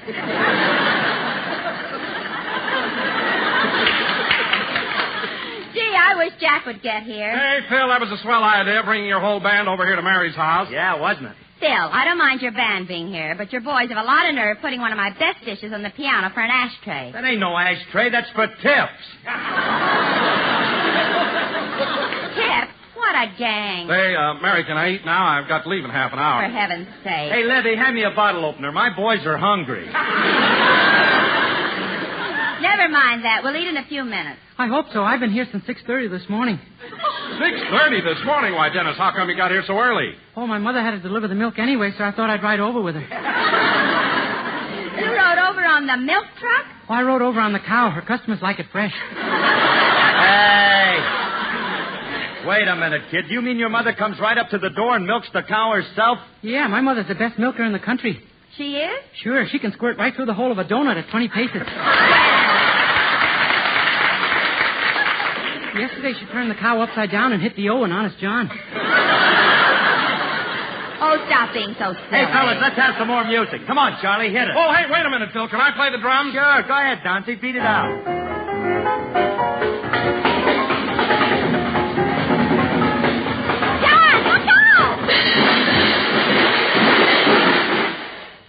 Don, get up. You're sitting on my orchestra. Now, fellas, don't break up the house. I've got to go out in the kitchen, see how my maid is doing. I can't give you anything but love, baby. That's it. Oh, Pauline, as soon as Mr. Benny gets here, we'll have dinner. Yes, ma'am. And remember my instructions. Yes, Miss Livingston. I must serve everybody from the left. Everybody except Don Wilson. How do I serve Mr. Wilson? From both sides, and jump back fast. Now, let me see. What else? Hey, Livy, I just thought of something. Oh, just a minute, Phil. I'm talking to my maid. Wow. Get a load of them legs. Phil. I'm looking at the turkey. Oh. Anyway, Livy, when the food's all ready, let me know. I'll help you serve it. Well, thanks, Phil, but it won't be necessary. I've hired a butler for the day. Okay. I'd like to see that turkey in a bathing suit. Phil! Get out of here. Oh, gosh, Miss Livingston. I'm just crazy about that man. Phil Harris? Yeah. He's got so much more than Gregory, and he doesn't fight it. Well, now I've heard everything. And the door buzzer, too. I'll get it, Pauline. I can't give you anything but love, baby. That's the only thing. Oh, hello, Jack. What took you so long? Well, I had to stop for the candy. Here you are, Mary. Thanks. Is everybody here? Sure. Jack, they're in the living room. Let's go in. Jack, you did wear that old tuxedo, didn't you? Oh, it's not so old. Hey, hiya, fellas. Hello, Phil. Well, if it ain't the Green Hornet.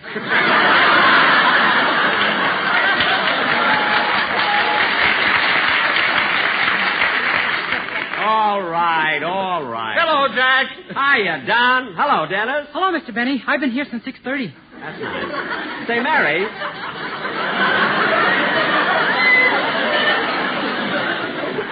Hey, Mary, you know, I noticed something peculiar as I came over here. You know that white line that goes down the middle of the street? Yeah? Well, it goes up over the curb, across your sidewalk, and right up to your door. The white line? Holy smoke, my mother's cow must have a loose gasket. A loose what? I'll explain to you later. Hey, Jackson, I brought my whole band over here. They're in the other room. Yeah, the Sportsman's Quartet came, too. Well, this is really going to be a party. Oh, darn it, I forgot my violin. I'll go back and get it. Jackson, you take one step to that door, and I'll hit you so hard your toupee will spin like a Spike Jones record. Okay, if you don't want any entertainment. Oh, we'll have entertainment. Say, Dennis, it'll be a little while before we eat, so how about a song? Yeah, come on, Dennis. How about it, huh? Sure. Go ahead, kid. It's about time somebody asked me. I've been here since 6:30. Now, come on, Dennis. Go ahead and sing your song. I'll get it, Mary. Hold the song till I come back, will you, kid? Ya-da-dee-da-dum, da-dee-da-dum, ba-bum, ba-beedle-doo. Yes? How do you do? Is this Miss Livingston's residence? Yes, it is. Well, Miss Livingston is expecting me for Thanksgiving dinner. Well, come right in. You got here just in time. The fun's starting. How nice. Here, let me take your hat. Thank you. Your coat? Thank you. Now, follow me. Hey, kid! Oh, pardon me. I didn't introduce myself. I'm Jack Denny. How do you do? I'm the new butler. Hey, kid! What?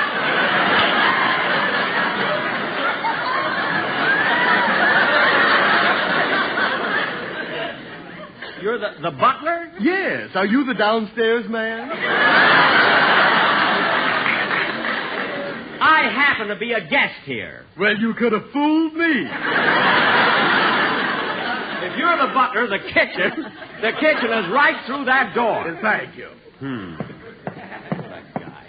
Jack, who was at the door? Nobody. Well, whose coat and hat are you carrying? Oh, darn it, your butler's. He just came in. All right, well. I know how to keep help. Go ahead and sing, Dennis. Come on.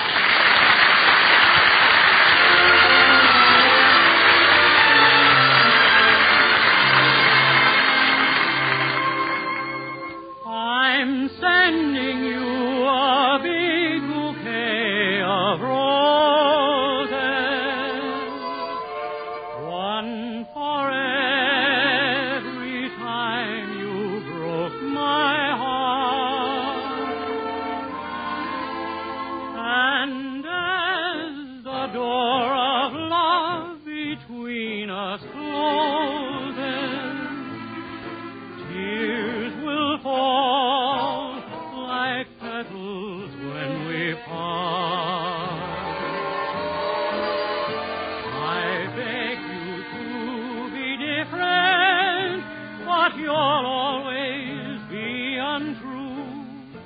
I'm tired of forgiving. Now there's nothing left to do, so I'm sending you a big bouquet of roses, one for every time you broke my heart. I beg you to be different, but you'll always be untrue.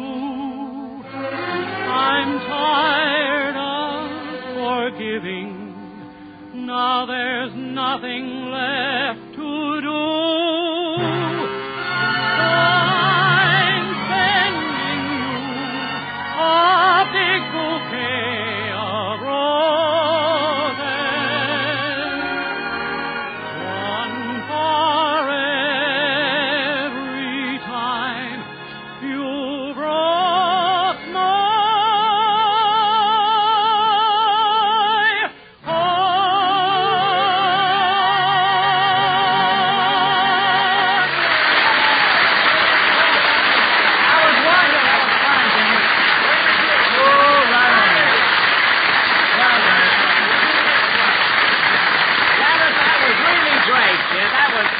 That was swell. Hey, fellas, everybody in the dining room. Dinner's on the table. It's about time. I've been here since 6:30. Oh, quiet. Hey, kids, look. Let's all march in. Conga line. Okay. Da-da-da-da-da, boom. Da-da-da-da-da, boom. Da-da-da-da-da, boom.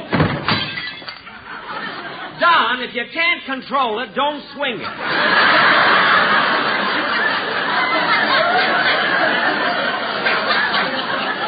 For heaven's sake. Oh, Jack, you and your ideas. Now, come on in, fellas. The dinner will get cold. Okay, let's go. Jack, we're short of chairs. Bring in the piano. All right, I'll be with you in a minute. Hey, what's this dish on top of the piano? Wow. Hey, Jackson, get your hands out of there. That's for the boys. Oh. Jack!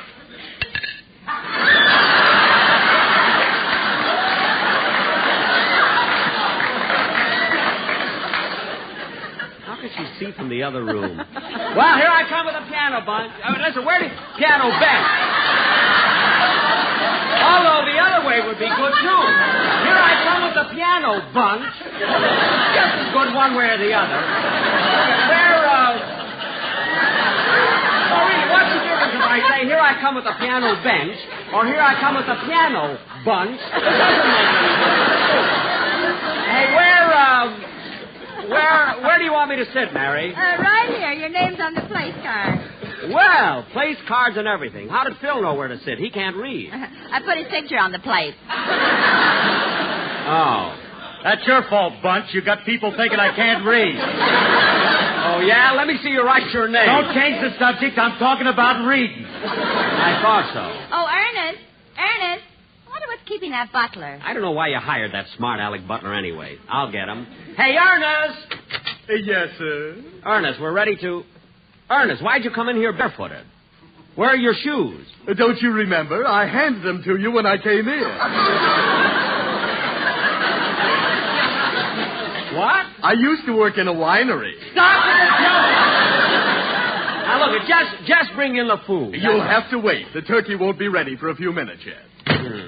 Well, kids, looks like we'll have to wait a while. Yeah, Dennis, how about singing another song? Say, Jack, Phil's band is here in the Sportsman's Quartet, and they've got a swell arrangement of an old square dance number. A square dance number? Say, I haven't heard one of those in a long time. What do you want me to sing? Sit down, kid. Thanks. I've been here since 6:30. What? I would have been here earlier, but the cow didn't have her bag packed. Yeah. Now, let's all get around the piano and do the square dance. Look, I'll grab a violin from one of the boys. Hey, Larry, let me have your violin. Here you are, Jackson. Thanks. Now, how about it, Don? Okay, let's go, fellas. Turkey in the straw. Okay, wait for me now. Wait for me. Hard to mind the hand, cause we're gonna have a man with the left hand forward, make a berry. Grab them, circle to the left, then we circle to the right. Now we ask you, isn't that a furry sight? Light up the lucky, give it a try. Hop on the lucky, you will see why. A lucky strike is perfect, and the expert fireman, Colman.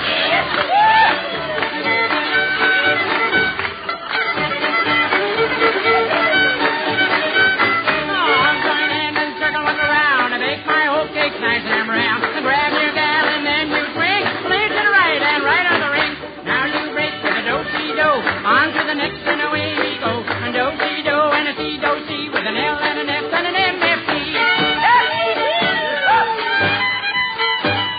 I'll listen to that family go. He's a free and easy Mr. Fiddle. Grab a lucky and hold it tight. Take care, man, and give it a light. And then you take a puff or two, and you will know that's a smoke for you. With an L and an S and an M-F-T. That's a smoke for you and me. You will find they are the best. Both quality and product is essential to the test. Puff, puff.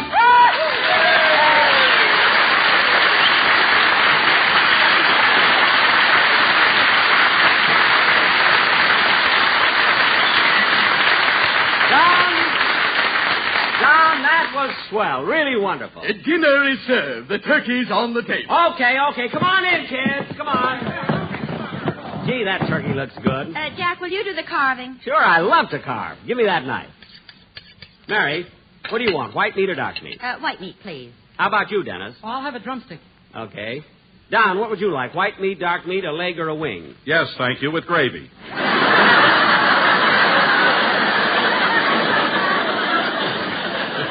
You know, Don, if you were twins, I'd have a good slogan for you. What is it? Guess which twin ate the pony? That was a dilly, wasn't it? Miss Livingston, shall I serve the hot biscuits now? Yes, Ernest. Very well, madam. There. Ernest, don't throw the biscuits. Certainly not. Why don't you stand closer to the table? I've been watching these people eat, and I don't want to get any on me. What? And that old man with the carving knife scares me to death. Now, wait a minute. I know your type. Those blue eyes aren't fooling me a bit. Why do you hire it? Look, you're just mad because my tuxedo is better than yours. Why, you Ernest. Your job is to serve the food, not to antagonize the Green Hornet. Yes, madam. Say, Mr. Benny, how about making a speech? Yeah, come on, speech, Jack. Speech. Yeah, go ahead. ahead, Jack. Say something. You know, this is the first time we've all had dinner together in a long time. Okay, I'll make a speech. Well, kids, it's sure nice for all of us to be here on Thanksgiving. Thanksgiving. The day set aside where families can gather together in common bond and humbly give thanks in a spirit of brotherly love. Hear, hear. Thank you.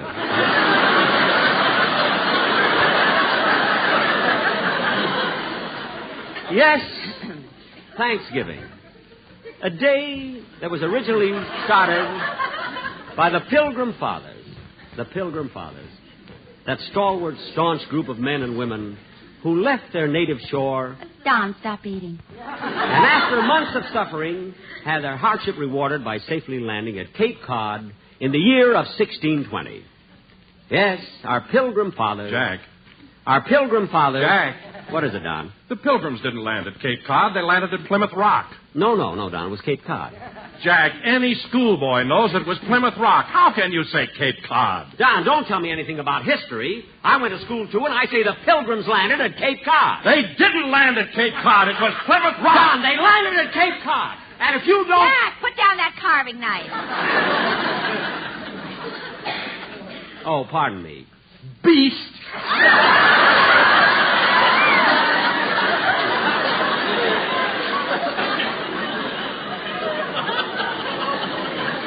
Now, Don, this is Thanksgiving, so let's not quarrel.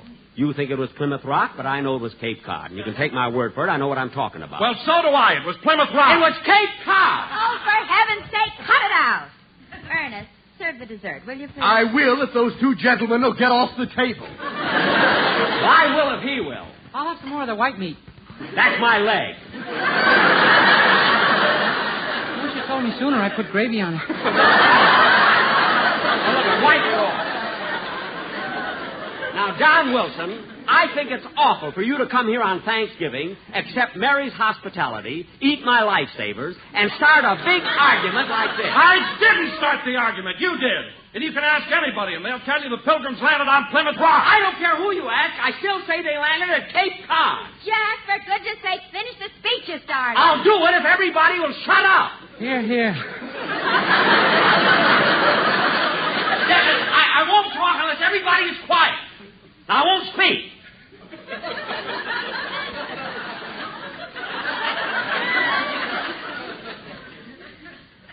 Now, as I was saying, we're gathered here on Thanksgiving Day in a spirit of friendship. A word that in itself represents that binding tie between all people. Let's try, friends. Let's try to keep the feeling that is so prevalent on this day throughout the entire year. So whenever you feel discouraged, just think of the spirit of those pilgrims who sailed across the ocean deep and finally landed at Cape Cod.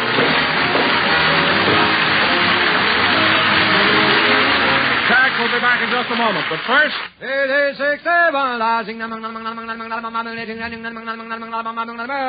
A recent impartial survey covering all the southern tobacco markets reveals this important fact. More independent tobacco experts smoke Lucky Strike regularly than the next two leading brands combined. Yes, Lucky Strike. First again with tobacco men. But what does that mean to me? Simply this. These independent tobacco experts have had years of experience buying, selling, and handling tobacco. And it's important for you to know that more of these independent tobacco experts smoke Lucky Strike regularly than the next two leading brands combined. You've heard the survey results. Now, here's what Mr. James Monroe Ball, 33 years a tobacco auctioneer, who sold more than 400 million pounds of tobacco, recently said. At market after market, I've seen the makers of Lucky Strike buy fine, ripe, mellow leaf. Good, rich tobacco that makes a swell smoke. I've smoked Lucky's 31 years. A Lucky Strike smoker for 31 years. And Mr. Ball, like you, looks to the cigarette he smokes for enjoyment. Real, deep-down smoking enjoyment. So light up a Lucky yourself. Puff by puff, you'll see. LSMFT. LSMFT. Lucky Strike means fine tobacco. And this fine Lucky Strike tobacco means a world of smoking enjoyment for you. That's why you'll like Lucky Strike.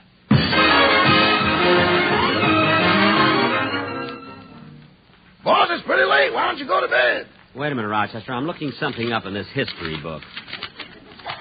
There it is. In the year of 1620, the Pilgrims landed at Plymouth Rock. Gee, it wasn't Cape Cod. It was Plymouth Rock. Don Wilson was right. Well, I hate to do this, but I guess I'll just have to call him up and fire him.